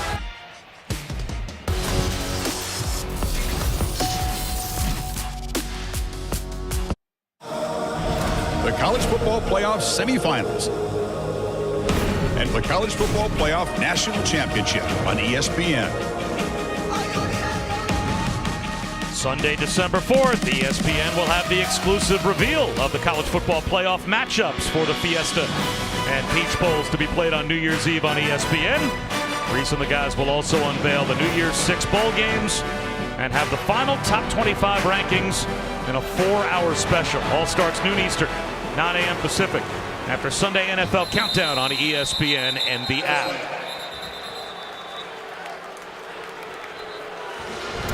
Let's take a look at our college football playoff rankings brought to you by Capital One. Right now, Georgia in a tussle with Georgia Tech, and what happens between Ohio State and Michigan. As close as that game is, if it stays that close, would the loser stay in the top 4?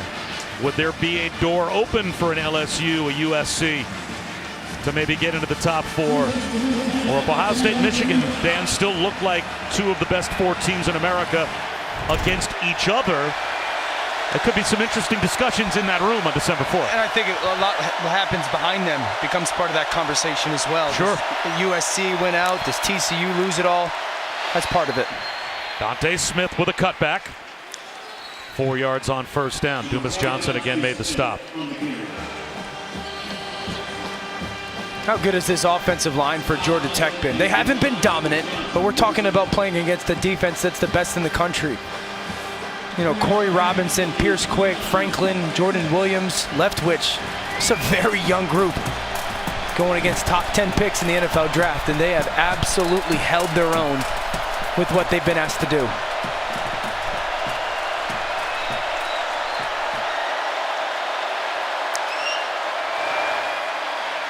Gibson over the middle, dropped. Wide open, P.J. Harris. That's another tight end drop. Dylan Leonard had a big one in the first half. 3rd down and 6. I mean, this is easily a first down, if not 15-plus yard gain. Cleared out the coverage. Ball's a little bit on the back hip. You'd love to see Harris catch it. You mentioned the Leonard drop. That's 2 big drops that are going to be 50 yards of offense for this Georgia Tech group.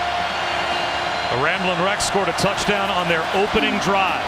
No points since. 2 for 7 on 3rd down.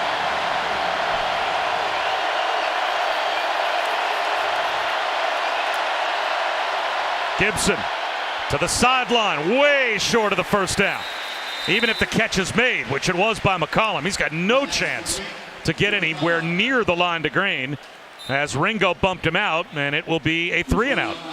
It's a credit to Ringo. I mean, they're really motioning that back, Bob, to create the middle of the field kind of void, and they gave McCollum a choice route, and Ringo just kept leverage inside, never gave him the chance to get there, and forced that little throw to the out. Now 1 yard down and out on 3rd down and 6 against this defense is not going to get it done. And now it looks like Georgia might be coming after David Shanahan. So Tech tightens it up, and Shanahan drops the snap, and Georgia will drop him in the red zone.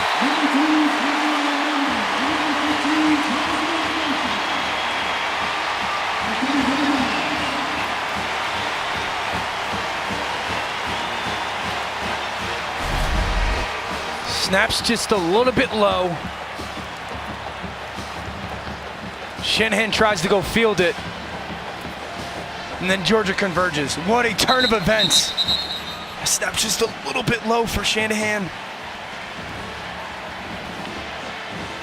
Henry Freer, the long snapper, got it down around his ankles, and Shanahan couldn't scoop it up.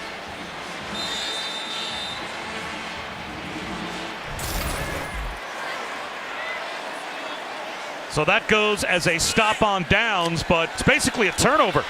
as Georgia will now start at the 17-yard line of Tech. Bennett on a rollout. Up against the sideline. Has to throw it away. Good coverage in the secondary for the Yellow Jackets.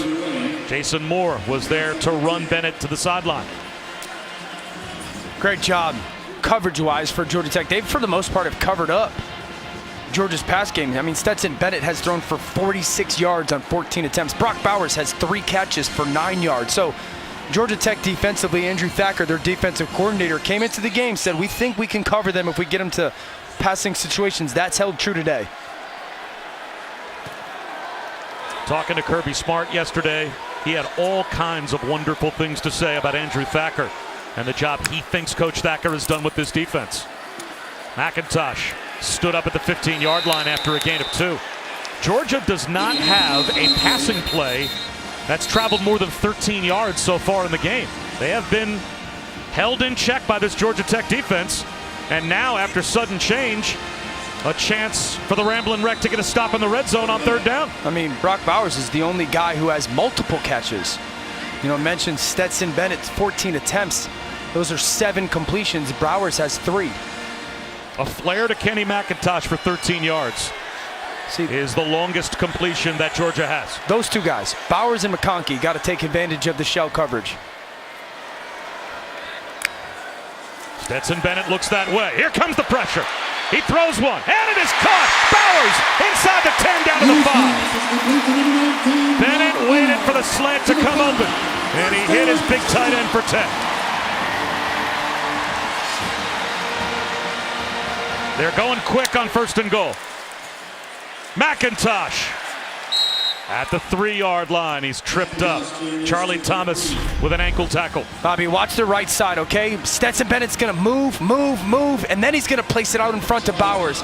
Bowers ran what we call a whip route. He pushes up, then he breaks to the out, then snaps back inside. He allows the coverage to be lifted off, go deeper, and he's really like a check down on his route. Big deal is patience on it.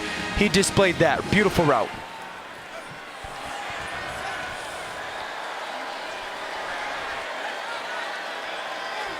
Man, I'd love to see this to the back corner. Play fake. Bennett, quarterback keeper, at the goal line. Short. He got inside the 1, but the officials said he did not break the plane. He made Trinilius Tatum miss. And now lining up quickly to go for it. Bennett with Edwards to his right. And the play stopped.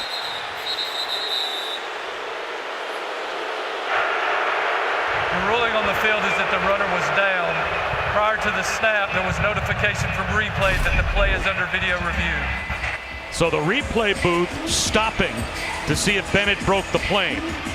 If he is ruled to have been short, that robs Georgia of what they wanted to do, which was to go quick, but he might have gotten in. Golly, that is close, man. I don't think either knee...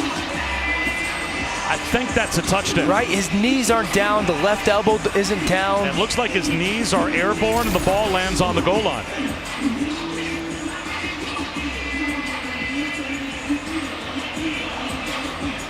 This is that glass half full, glass half empty moment for Georgia, because if they don't get the touchdown, they wanted to go up at the 1-foot line and quick snap it and try and hammer it into the end zone before Georgia Tech could get set. And it looked like they may have. But the play blown dead at the line by the replay booth, checking to see if Bennett scrambled in. Knees are not down. Left elbow is not down. Right elbow is... Oh, my goodness.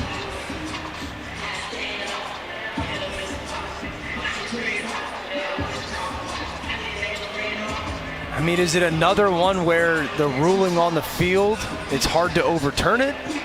I think the first body part that hit the ground, the right elbow. He was down, is his ball-carrying elbow, exactly the right elbow.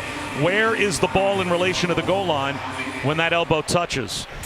After review, the ruling on the field stands, 3rd down. So the Georgia sideline thought it was a touchdown. They can't believe it. The play stands, and that at least gives Georgia Tech a chance to line up and be organized for the 3rd down and goal play. I don't think this is a overly complicated play call. You're definitely going for it on 3rd and 4th down. If you don't get it, it's really one of two things. It's quarterback sneak with Stetson Bennett, or you just get downhill on a handoff to, Milton, who's 220 pounds, or McIntosh, right between your guard and center.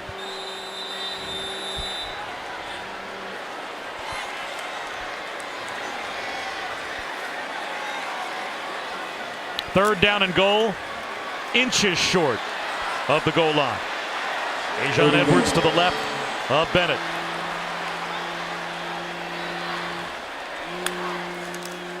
Bennett on a keeper. A little stutter step. Did he lose the football? Is he short as well? The officials said he came down inside the 1-yard line, short of the goal line. Georgia Tech, I thought, knocked the ball out. No, they'll say Bennett has it. 4th down and goal. Ace Ely made the tackle. Zone read. Does he get in as he reaches this ball out? Yeah. Unless he's down before that ball crosses the plane. What a great effort.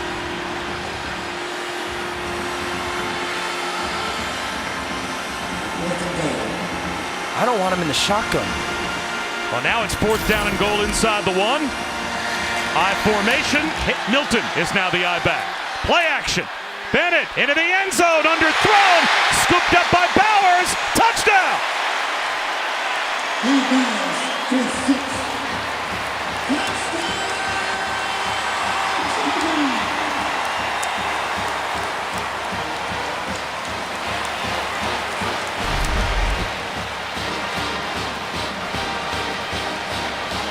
Does it hit?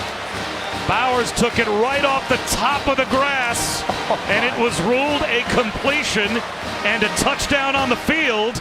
Does the ball touch the ground? Have to think replay will stop play once again to take a look at this. His hands are not underneath the ball, right? They're on the sides of the ball. It's not all that different than Hunter Henry won on Thanksgiving night in New England.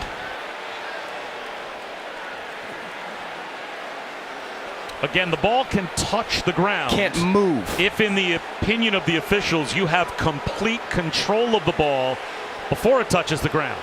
So I think if he's making the catch as the ball touches the ground, that's an incomplete pass. So to me on that one, I think he has complete control, and while the ball, I believe, touches the ground, it never moves and nor allows control of the football by him. I think that's a catch. And it looks like it's already been confirmed by the replay booth. That's a remarkable catch by Brock Bowers, man. Wow. That's an incredible catch. Bennett pulled the string, and Bowers bailed him out. And the extra point is good. And it's now a 13-point lead for Georgia with under 6 minutes to go in the third. A lot just happened inside the 5-yard line there. A 7-play, 17-yard touchdown drive. Of course, it was the special teams gaffe by Georgia Tech that opened the door for Georgia. Just enough for Brock Bowers.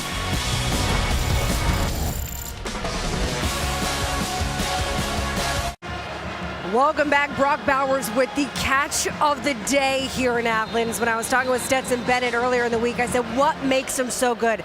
He goes, it's his hands. It's unbelievable. I can put the ball wherever I want, and somehow he's in position, and his hands just wrap around the ball. When we watch film, I'm truly shocked by it every time. Let's head back to Matt Barry. All right, guys, Ohio State and Michigan continue to go back and forth. J.J. McCarthy's caught fire. Since the first quarter, 7 of 10, 206 yards, 3 touchdowns. This to Colston Loveland, the freshman tight end. Michigan regains the lead. Well, tight ends making big plays all over college football. And, Dan, we've had Michael Mayer games with Notre Dame. Sure. Brock Bowers, you think the best tight end in college football, pound for pound? Yeah, I do. I love Michael Mayer. His contested catch ability and his blocking is really good, but Brock Bowers, the ability to chew up grass, his route running is like a wide receiver. His hands, to Chris's point, are, you know, as consistent and as reliable. Felix may have lost the ball. A takeaway for the Georgia defense. And a late flag thrown right in front of the Georgia bench. That was well after the play was over. That looks like a sideline infraction is going to be called for the reaction to the takeaway by the Georgia sideline. But the Dogs are going to get the football. And Tech right now making mistakes you cannot make. Ruling on the field is a fumble recovered by Georgia for a first down. Sideline warning against Georgia. That is their first of the game. So the muffed snap from Henry Freer, the long snapper, to David Shanahan, the punter, gives Georgia the ball in the red zone, and then Jamie Felix, the true freshman running back, coughs it up. Beal recovers, and back-to-back possessions for Georgia start deep in Tech territory. Was that Dumas Johnson that put his helmet on it? Yeah. That caused the fumble. Are they going to go back to the guy we were just talking about, Brock Bowers, who, yeah, is the best tight end in America? Man, you're in a great situation to take a shot to the front pylon in play action. Instead, it's a handoff to McIntosh. 5 yards. Zamari Walton tripped him up. I want to go back to Bowers, though, with that conversation, Bob. I will say this, that I think the thing that has been so impressive, you talk about the recruitment during the COVID year. He's sending workout videos to Kirby and his staff, you know, running up a hill in Napa, California. And I think the thing that probably is so impressive about him as a young player is his ability to do everything. You know, he's not just a one-trick pony. You can get him the ball in multiple different ways and put him in places formation-wise all over the field. Another handoff to McIntosh, and he is thrown back by Zeke Biggers. Now, the clock in the stadium is running. Ours was frozen on the screen, but it's under 5 minutes to go in the quarter. And you mentioned it, Dan. Here are the videos that during COVID, Brock Bowers trying to get recruited when you couldn't go out and recruit a player would send these workout videos to the Georgia coaching staff. And I think that is a perfect example, because you ask Kirby, you know, what is the flaw of the organization and/or program, and what's the most important thing recruiting-wise? Now that you're Georgia and you've become the pinnacle, and he said we recruit the intangibles more than ever. I think that's a perfect example of that. Like, this kid, the obsession with the craft and the work ethic behind it. Bennett to throw on third down, lobs it left, and the ball jarred free. And they'll say incomplete pass. Edwards had it, but he was popped by Miles Sims. It'll be 4th down and 3. And that will bring Podlesny out for a field goal attempt. Great shot by Sims, right side of the screen, right on the hip. Doesn't go high, doesn't go low. They're trying to dump the ball off to Edwards, a little bit of a man beater. Georgia Tech playing zone coverage. Sims has got eyes on it. Now is replay going to take a look and see if this was a fumble or Miles Sims still injured? That is what it is. It was clearly an incomplete pass, as you have to get 2 feet down, put the ball away, and make a football move, and he barely got the 2nd foot down.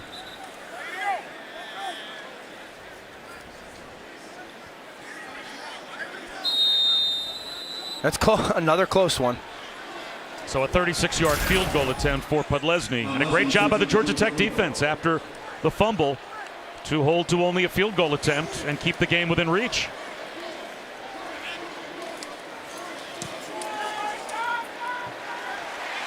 Podlesny good again, but with 4:11 to go in the 3rd quarter, Georgia Tech, after giving up 10 points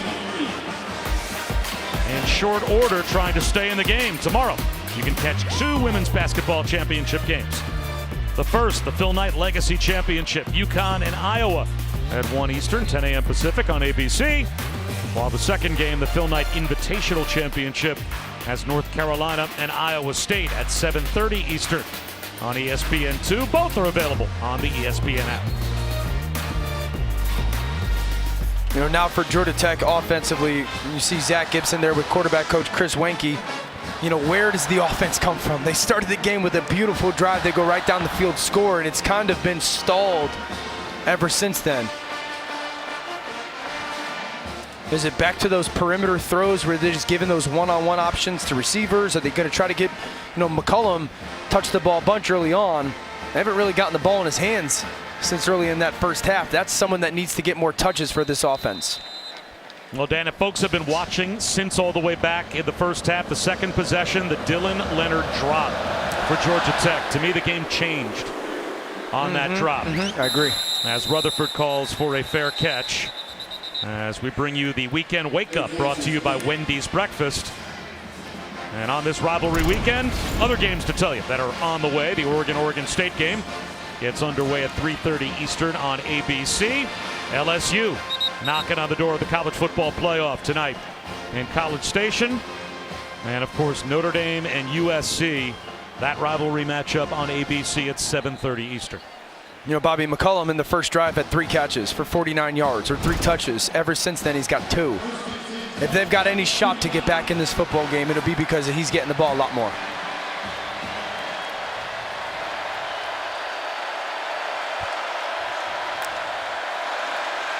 Gibson, swing pass. Dante Smith across the 30. Picks up 7 to the 32. Smile Munden made the tackle. And Georgia Tech has not been inside the Georgia 38-yard line since their opening drive when they scored. Now, of course, if Dylan Leonard hadn't dropped the ball on possession number 2, they would have been well inside the 38-yard line. They probably would have been in the red zone with a chance to take a 2-score lead early.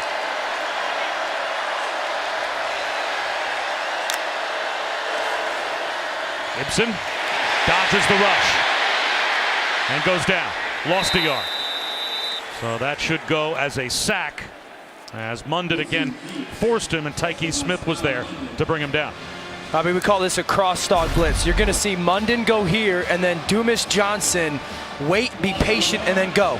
You take the center, and there, now he's got this seam to get in between the tailback, and that guard can't get backside to him. That's why that cross-dog blitz is so good. I love the timing out of that between those 2 young linebackers. That was the first sack of the game. 3rd down and 4. Play clock winding down. Gibson trying to get his team lined up. Play clock at 3. 4-man rush. He throws into traffic and squeezes it in to McCollum for the first down. The tightest of windows, and Nate McCollum picks up 6. Bobby, it's a little bit of an out route. This is a great job by ball placement by Gibson, and then watch how tight, tough McCollum is. That corner's driving on it. Is that Kamari Lassiter driving on it? McCollum's got to hang in there on contact. That's a tough throw, tough catch by McCollum.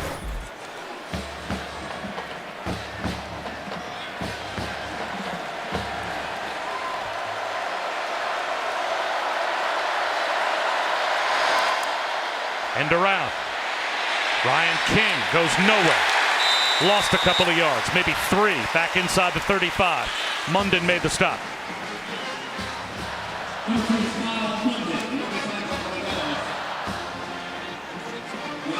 And these linebackers, we've talked about them a little bit. Dumas Johnson is a Butkus semifinalist. Kirby Smart called him their intellectual leader. And Smile Munden is 3rd on their team in tackles.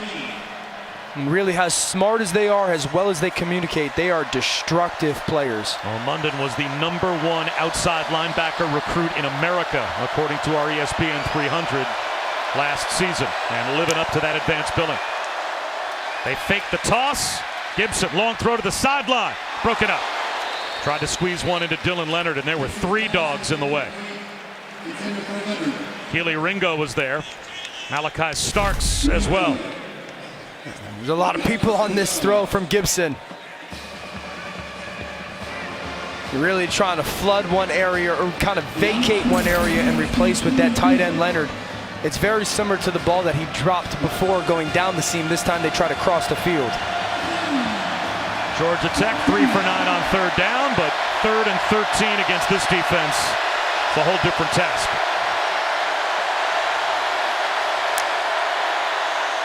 Four-man rush under pressure, and he dumps it off underneath. Ringo there to break it up. And Georgia Tech will have to kick it away.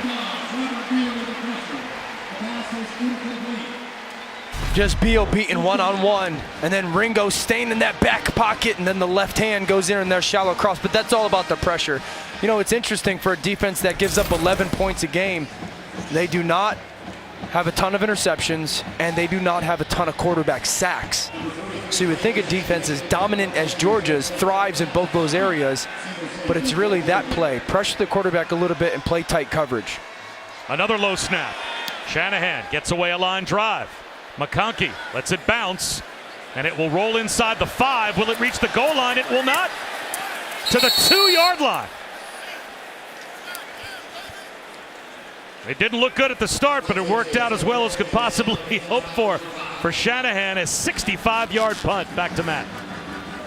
It's like a Dan Orlovsky drive. Doesn't start out good, but it rolls just enough to get him some distance. Will Shipley creating distance with South Carolina. Touchdown run there, but here comes Spencer Rattler and the Gamecocks. They will not go away. Here's 75 yards to Antoine Wells. Right now, the safety is the difference. 30-28. Clemson still on top. This is a game that Georgia Tech led 7-0 to begin. They haven't scored since, but it is still a 2-possession game. And again, the Georgia Tech defense is top 5 in the country in the giveaway takeaway ratio. Brock Bowers on the carry, just trying to create some breathing room. And some late contact on the pileup. Zamari Walton in there on the stop for Georgia Tech as we're under a minute to go in the third quarter. I mean, that by rule, that should be a flag. They threw it on McClendon before. McClendon's was a more impactful hit, but you're not supposed to do that if you're Zamari Walton per the rule. He only weighs 185 pounds, though. So that's how they determine whether to throw the flag? 1-yard gain, 2nd down and 9. On what might be the final play of the third quarter. Play clock down to 2. They get the snap off, give it to McIntosh. And he comes up just shy of the 5-yard line, and that should take us to the end of the third.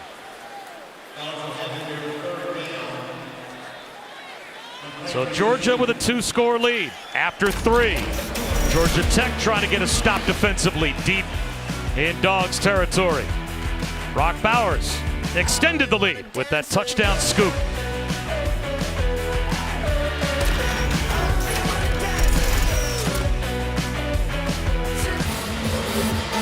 Welcome back to the SEC on ESPN. The scenes of fall here in Athens. Perfect day to watch a football game. And the Governor's Cup on the line between Georgia Tech and Georgia. And for the Ramblin' Wreck to have any chance at that trophy, you have to think they need a stop here to create a short field for their offense. Start the fourth quarter with 3rd down and 6 deep in Georgia's own end.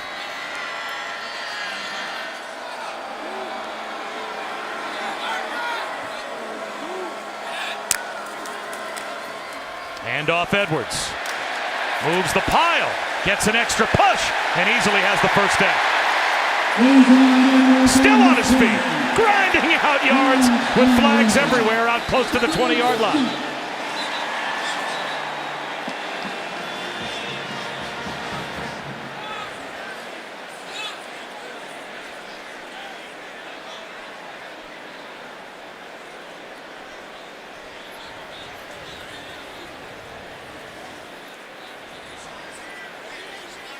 Aiding the runner on the offense, number 0. 5-yard penalty from the spot of the foul. The yardage still results in a first down. So they take a few yards away from Georgia for Darnell Washington giving an illegal push to Edwards. Actually, an illegal pull, which you're not allowed to do. And he's helping him along. But it's still a first down and a 3rd down and 6 run at that. Man, I was surprised that Georgia just came out and ran it. And I don't know if that's because they felt good about it or they don't feel great about their pass game right now. They hustle back up to the line. Bennett, off play action, looking downfield. Deep one, down the left sideline. Drops it in! There goes Kenny McIntosh! McIntosh inside the 10, out of bounds. It'll be goal to go with a flag throw.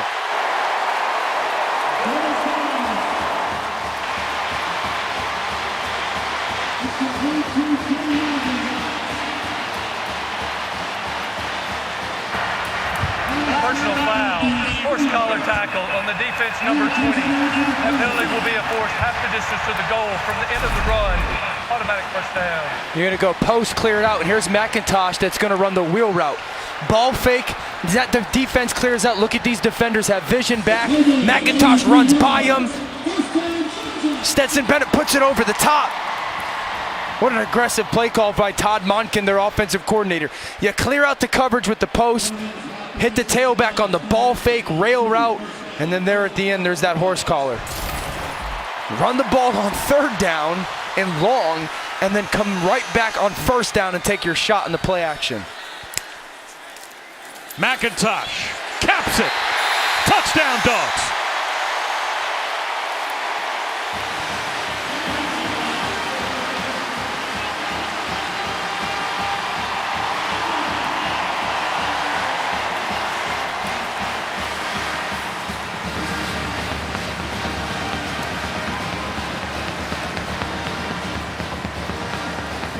Kenny McIntosh changes the game.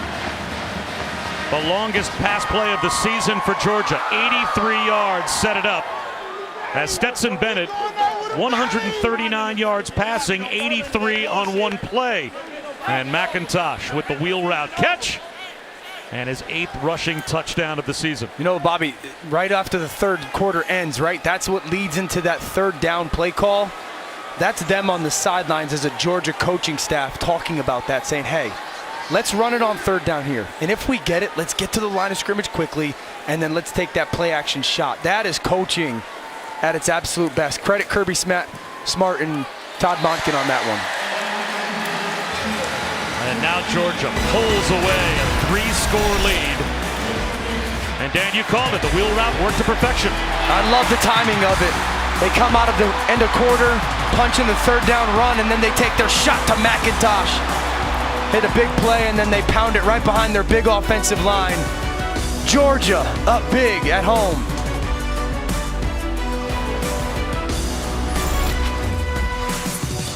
They did drop a flag out on the point after attempt. And I just gave you a great read, Bob. The result of the play is that the try is good. After the play was over, personal foul on the kicking team, number 59, got to the face. That 15-yard penalty will be enforced on the succeeding kickoff.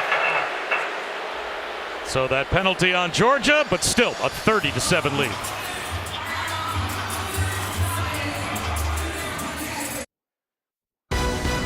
ESPN College Football is presented by Marathon. Get the most out of your drive. Senior day between the hedges. This before the game. Stetson Bennett with his younger brother on the team as well, able to have his whole family here on senior day. And an 83-yard wheel route a moment ago to McIntosh puts Georgia in position to break the tie and have the most wins for any senior class in a 4-year span. Malik Rutherford on the return for the 10-yard line. The 15 yards cost Georgia. And Rutherford with a terrific return to midfield. Let's go down to Chris. Stetson Bennett told me this week that he was getting emotional thinking about playing his final game inside Sanford Stadium. He said, I had to push back the tears and realize that all the moments that I enjoyed so much, what was special about them? It was because I was in the moment. He wrote something down in his notes app that he's looked at throughout the week, and it's, quote, you can't look back while you're trying to move forward. So obviously an emotional day. His mom was joking about wearing sunglasses because she had tears in her eyes before the game of what an capping off an incredible story. Well, whether it was playing behind Jake Fromm or having a Justin Fields or a JT Daniels, two of the most highly recruited quarterbacks in college football, all end up here at some point during this cycle. After all of that, to come out of the wash and have Stetson Bennett be potentially a back-to-back national championship starting quarterback, it's an amazing story. Gibson throws it away. it's hard to gauge competitive spirit. You know, and that's probably something that has been his strongest asset, is he never gave up on himself. We always believed that, you know, and even Kirby Smart said yesterday, because of the COVID year and not having spring football, I mean, he might have won the job just coming out of spring, but they weren't giving him maybe the necessary opportunities to absolutely run away and win that job. But he never doubted himself, man. It's a story that every young kid should hear, because that's probably the biggest part of the process, is believing in yourself when no one else does. Gibson to the sideline, and he gets to midfield and runs out of bounds for 2. I think the reason you feel so wonderful for someone like Stetson Bennett is he's playing without a net. Right? He's never going to get the second chance. Correct. To go out there and win the job the way if you're in the NFL and you're a top 5 draft choice and they're invested in you. Or you're a 5-star recruit. Right, or you're the #1 quarterback recruit, as so often has been the case, a big-time recruit coming to a place like Georgia. You're going to get multiple tries to become the quarterback. You're Bennett. You get one swing at it. And if you, at some point, end up losing the job, you'll never get a chance, most likely, to get it back. No, especially at a program that is expected to win national championships. Coaches aren't going to leave national championship contending teams with a quarterback that's not good enough. Well, Felix lost a yard on 3rd down and 8. And so you had to figure that's a play call on 3rd down saying we're going for it on 4th down. But now it's 4th down and 9 with 12 and a half minutes to go. And Georgia Tech, it looks like, will leave their offense out there. Bobby, you can make the case for Georgia's offense that their 3 best players are guys that weren't these superstar recruits. I mean, Ladd McConkey was not a superstar recruit. We just talked about Stetson Bennett. Brock Bowers was sending clips of himself running up hills through recruiting processes. You know, like, their 3 best guys are guys who had to go earn it. The blitz picked up. Gibson takes a shot, but throws it up over the head of E.J. Jenkins. So Georgia Tech will turn it over on downs near midfield with 12 minutes to go. Keely Ringo in perfect position to wall off the attempt by E.J. Jenkins. You know, Georgia Tech came in here and played a darn good football game, though. You know, like, Brent Key and his staff had a very specific plan. They wanted to go operate. They did it exactly the way they expected to last week when they beat up on North Carolina, who's a good football team. And for a long part of this game hung and certainly put a little bit of scare and or hesitation into Georgia. I think Georgia Tech's got to look long and hard at Brent Key as the answer, man. This is a 4-3 football team since he's taken over. They came and played for the better part of a half, almost 3/4, the #1 team in the country at their home stadium pretty well.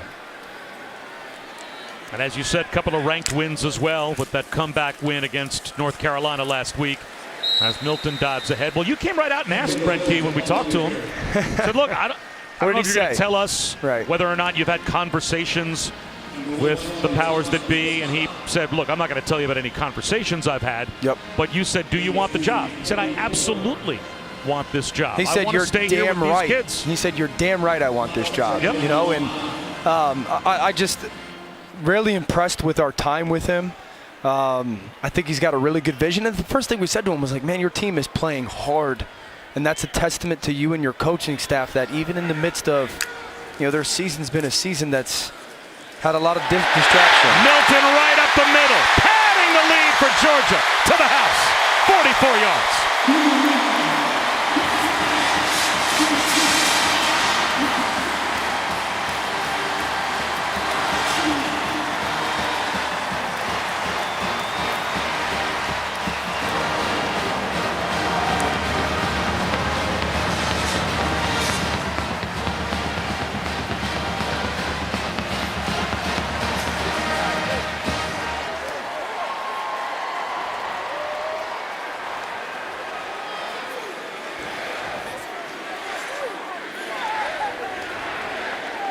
Five straight possessions with points for Georgia, and that's touchdowns 3 of the last 4 times they've had the ball.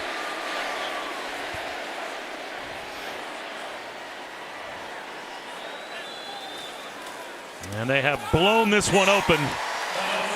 It's now a 30-point lead. What a big-time run by Georgia. You follow up your big guys in front. Milton runs away from the defense. It's 38-7 Georgia.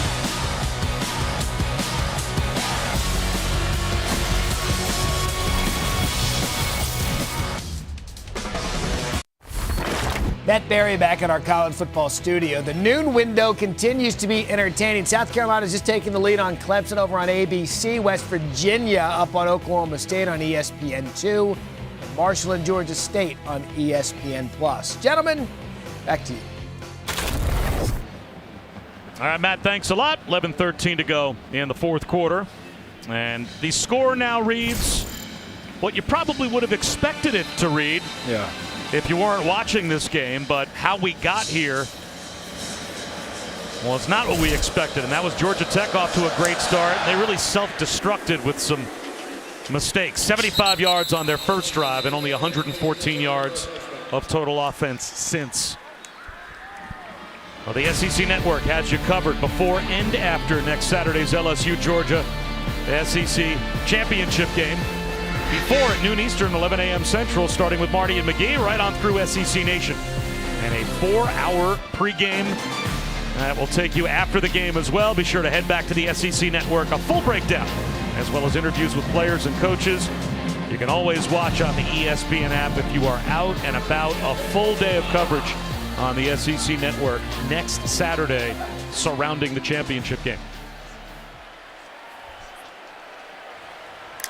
So Tyson Pumachan now in at quarterback, and a quick toss to Dante Smith. And he gets walloped at about the 30-yard line. They'll mark him down after a gain of 4.5. Dalen Everett came over and made the stop.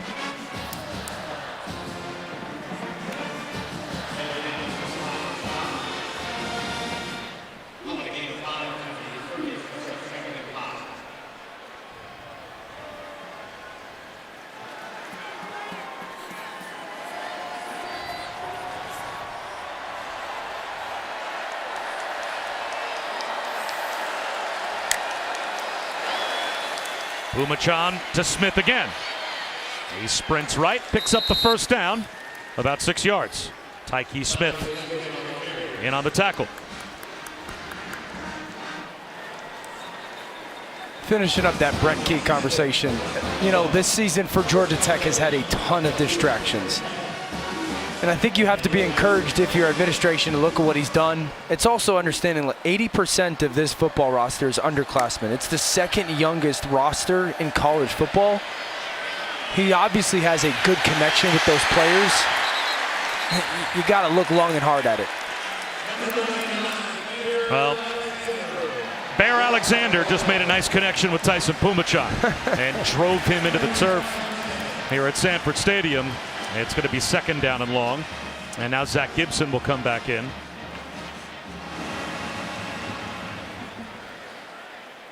Flag down on the play. Intentional grounding. The offense number 17. That penalty is a loss of down at the spot of the foul. Second down. So Pumachan got out of the pocket but did not get the ball back to the line of scrimmage when he threw it away, as Bear Alexander, the true freshman, was tracking him down. And that certainly seems like the right call, as that ball came up a yard or two shy of the line of scrimmage. So that puts Zach Gibson way behind the chains with under 10 minutes to go. Second and 14 as Gibson comes back in at quarterback. He's under pressure. He's going to run, and he will go down at the 31-yard line. It looks like a loss of a yard. Marvin Jones, whose dad, of course, a Butkus and Lombardi winner at Florida State, and then had a long career with the Jets. And Marvin Jr. gets up with a little bit of a limp, and it looks like he's going to go down, and the training staff's going to have to come out and take a look. Injury timeout, so we will step aside.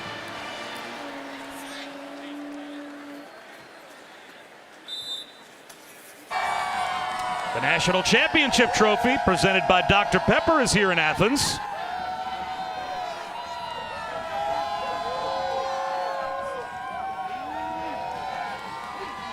They had last year's version. And will they get to keep this year's version as well? The way this defense is playing, tough to bet against them. The undefeated Dogs with 9.5 minutes to go after the injury timeout. 3rd and 15. Zach Gibson, pocket collapsing, sacked, back to the 20-yard line. Michael Williams, MJ Sherman. They met at the quarterback. It's a loss of 11. Just a defensive line stunt game. Williams comes all the way around. Watch 13 pop into your screen. Great job by their defensive front. We talked about it early on in this game. Georgia loves to get into those passing situations. They play coverage, force any kind of throw to be contested in those defensive lineman games where they wrap around or two-man stunts. One guy goes in, one guy goes out. Really hard to pick up for an offensive line.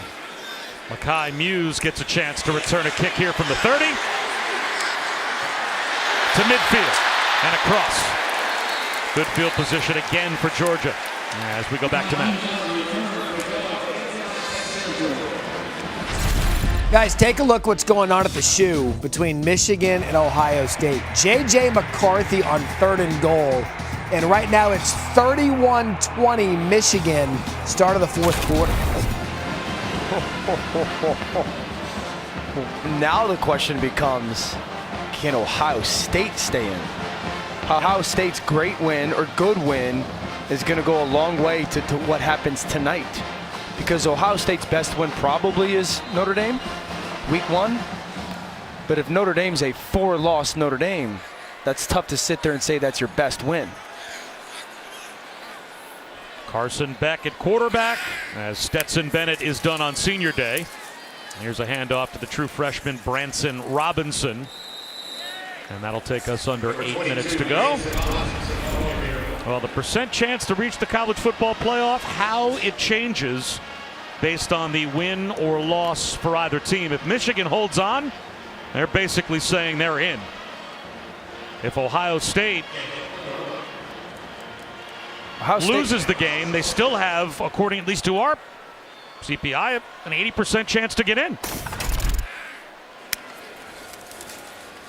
Wide receiver screen.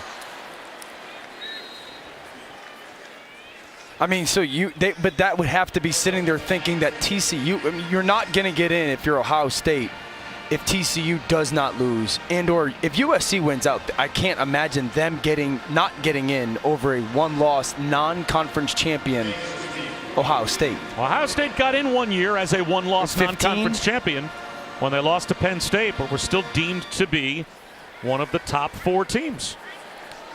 Ohio State was actually a team that I thought was going to match up well against Georgia because I just felt because of the pass game and the multiple receivers that they have, that would give them their best option. Robinson comes up a yard shy of the first down, so it will be 4th and 1. So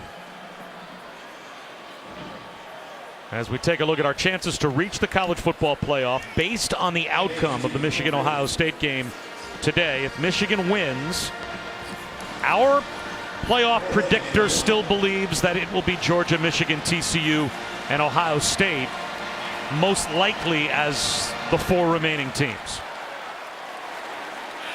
And really, the odds, according to our predictor, as Robinson is able to pick up the first down, is that Michigan and Ohio State would both be in regardless of the outcome of this game, but just a much greater chance that Ohio State makes it with a loss than Michigan.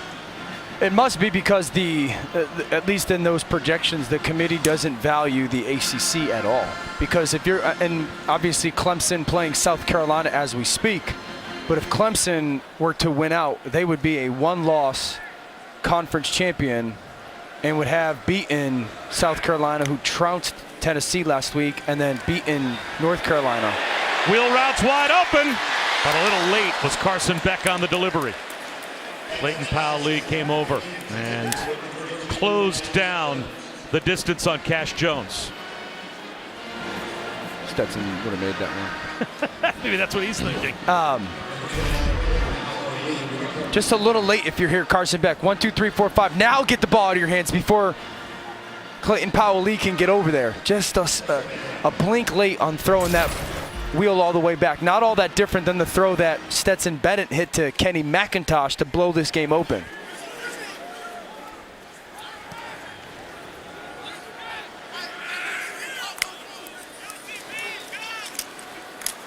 It's Beck on a keeper. Lost the football. And it looks like it's scooped up by Clayton Powell-Lee. So Carson Beck, a little late on the wheel route. Ace Ely knocks it away from Carson Beck. And Kirby Smart watches his backup quarterback cough it up as Georgia Tech gets their first takeaway of the day. That's the 24th turnover that Georgia Tech's defense has created this season.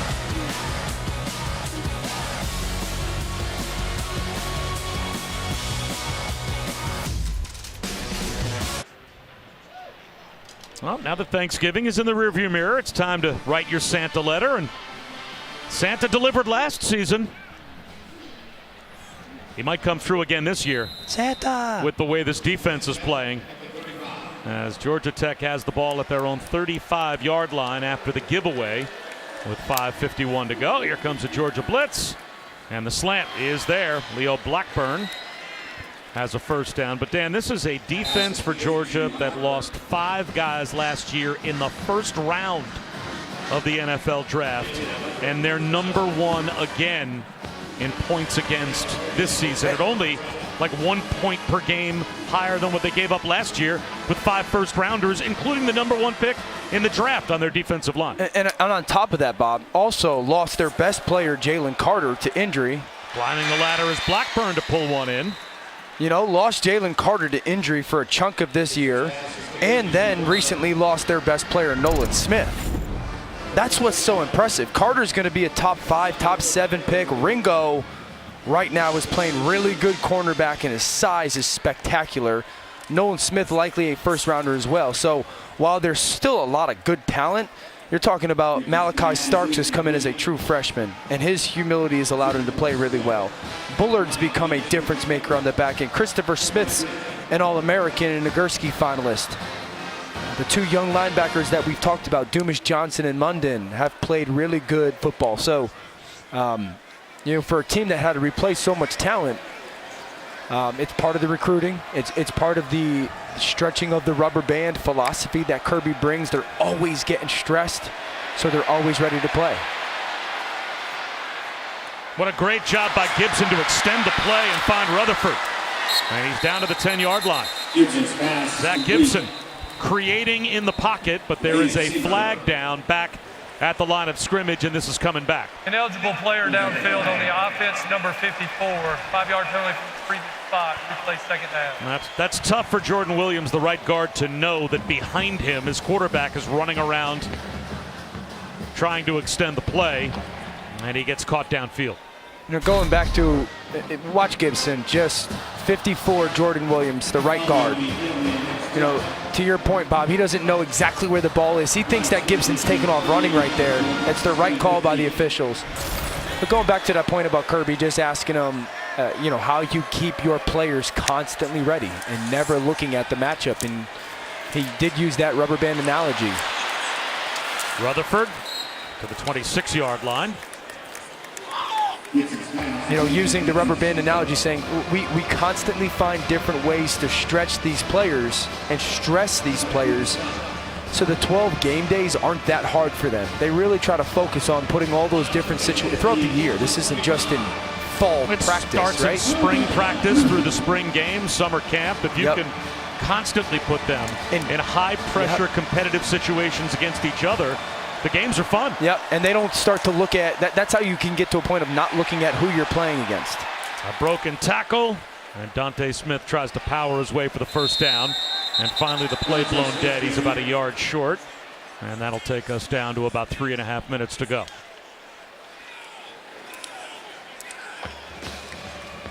And you got to have those intangibles. Like Kirby made no bones about it. You got to be talented. Like you have to have the necessary talent to come play at Georgia. But he also believes in his resources as a program. And he said if there's a kid that we believe can help our program talent-wise, and that, you know, some of our resources can help him develop as a young man and a player, they will recruit him. The occasional 4- and 5-star player, though, still finds their way to Georgia. Yeah, stumbles upon from him what when it happens. And now a timeout called before 4th down and 1 by Zach Gibson. He'll walk over to the sideline. And there's no question Kirby Smart prides himself. Certainly you mentioned Stetson Bennett, Ladd McConkey, good examples of finding the diamond in the rough that becomes a great player for this program. But since 2016, since he took over, they got 15 5-stars and 7 top 10 classes. And how about this offensive line that's got a top 10 offense in America and second in the country in rushing touchdowns and average 38 a game? They don't have a single senior in there too deep on the offensive line. So that unit's going to come back. I know they've got a 2024 quarterback recruit, Ryan Puglisi from Avon Old Forms in Connecticut, that's coming down as a big-time quarterback talent as well. So to your point, there are some gems that they find in the Ladd McConkeys and Stetson Bennett, but they also get a bunch of really good players. Georgia Tech playing for pride on 4th down and 1. They'll toss it to Smith. He wants to throw it, and the trick play. Bobbled but works. Malachi Carter for the touchdown. Dante Smith's pass is complete. Malachi Carter for the touchdown.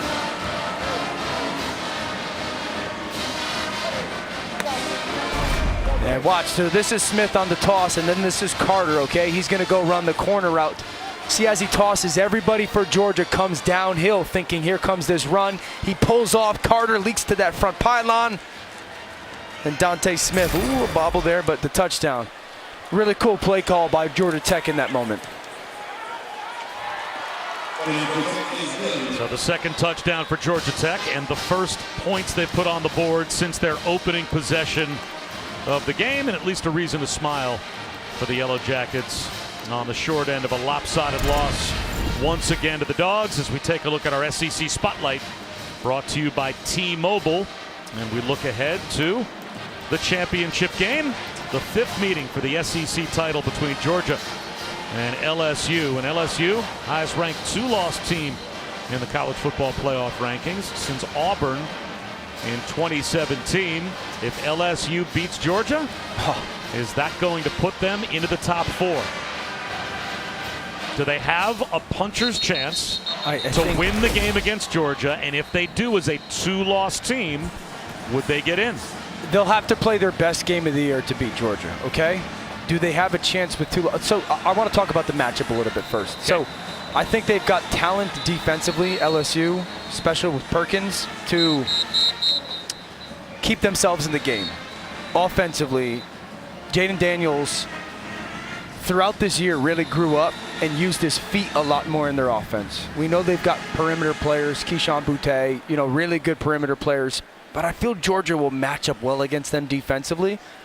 But if Georgia somehow were to beat, LSU were somehow to beat Georgia, yep. I think the Florida State loss looks better week 1, right? Because Florida State now is a top 15 ranked team, top 13 ranked team. And how much do they value Tennessee still as the committee? Because Tennessee, we called when Tennessee absolutely blew the doors off of LSU at home. Georgia Tech, and it looks like a timeout was called before the onside kick by Georgia from the sideline. I mean, what you're hoping if you are on LSU, obviously, to get a win against Georgia to try and get in. But if you're USC, if you're Clemson, if you're TCU, if you're the loser of the Michigan-Ohio State game, you need Georgia to beat LSU to take that competition out of the conversation. I still think, I'm still surprised that USC is such a long shot if they win out. They would have a pretty impressive win tonight versus Notre Dame. And then the Pac-12 championship, their one loss would be by 1 point on a 2-point conversion to a Utah team that I think sits in the top 12 right now. That's the team that and again, if I told you Ohio State I thought was the best matchup versus Georgia, I could sit here and say because of Caleb Williams, I think USC, just as far as the ability to have firepower, at least offensively, would be fun to watch against this Georgia defense. There's the onside kick, and McConkey runs over, touches the ball, but gets bailed out by one of his teammates. Looks like Rosemary Jack Saint covers it up. So Georgia will have it with 2:52 to go. McConkey goes and attacks it. Looked like he was going to cover it up. No doubt. Rosemary Jack Saint was there. Good job by Rosemary Jack Saint, just running to the football. And by the way, before we even worry about Clemson as a potential bubble team, they're losing right now to South Carolina by a point late in the fourth quarter. So even a narrow win over a South Carolina might be enough for the committee to say, Clemson, you're no longer a bubble team. No, good point. As Robinson goes up the middle. Now one might be the final possession of the game. I still think the whole conversation nationally is who can beat Georgia. Sure. You know, obviously they're the team that hasn't lost in however many games and the overwhelming, most dominant team in college football this season. Without Ohio State in, I don't know if anybody I sit here, and at least that I've seen, I go, yep, they're capable of beating them. Well, Georgia is number one, but all-time in program history, they are 3-5 against the number one team. Stetson Bennett started 2 of those games where Georgia has played number one, and he's won them both. Right. As they won last year in the championship game against Alabama, and this year Tennessee was number one. Like I don't Georgia took them out. I don't think TCU is physical enough to play against Georgia. Michigan, we saw that last year. I don't know if they're good enough on the perimeter to have success against Georgia's defense. I honestly felt it was Ohio State and or USC because of at least the diversity of their perimeter players. So we've got an injury timeout, and there's one lone Tiger Eye over there in the student section. As he's getting set for that SEC championship game. And this is what LSU is up against. The dominance of this program, 29-1 in their last 30 games, improving upon that today and outscoring the opposition by an average of close to 27 a game. Third program since 1992 to go undefeated in the SEC in the regular season and undefeated again this year, leading FBS in points allowed and 11 in points scored. And that in spite of the fact that they lost 15 players last year to the draft. Is this one of the best SEC runs in the last 20, 30 years, right? Alabama. I would think they would need to continue to actually get to the championship game and win national championships to do it. Right. Because Alabama and Clemson both did that. They both won multiple national championships. I'm talking in this SEC playoff runs. era. SEC runs. Yeah, right, well, Alabama. Right. I mean, Alabama's run over the past, 15 years under Nick Saban. I mean, Georgia still has, I think, some making up to do before they can go side by side with what Alabama's accomplished. But I could also sit here and tell you, I think you can make the case at least that Georgia's arrow is pointing slightly up, and I'm not saying Alabama's not like falling off the cliff. But Georgia, at least over the last 2 or so years, you've got to feel is a little bit more ascending on their start of their run, where maybe Alabama's plateaued, I guess. You have to do it over an extended period of time before there's going to be that changing of the guard. What's up with all these other fans here? They're sneaking in. That's allowed. He's camouflaged because it's a similar color. We would never allow someone to wear a Rutgers sweatshirt at a UConn game. Well, I mean, if you're going to wear Rutgers colors at a UConn game, you're just asking for trouble.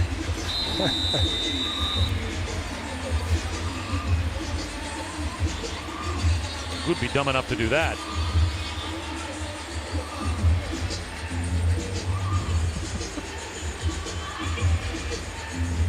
So with Clayton Powell-Lee being helped off the field, we're down to the final 90 seconds.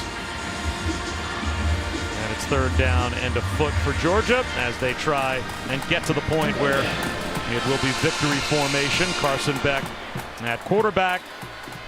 Cash Jones and Branson Robinson have been doing the work at tailback.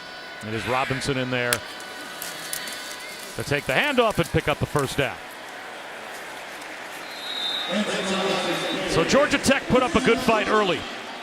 And clean old-fashioned Haight got off to an unexpected start. when the Ramblin' Wreck went right down the field and scored a touchdown on their opening drive. But then some self-inflicted wounds by Georgia Tech and the dominance of Georgia eventually taking over. And it will be a 12-0 regular season for the Dogs as they head into the SEC championship game next week.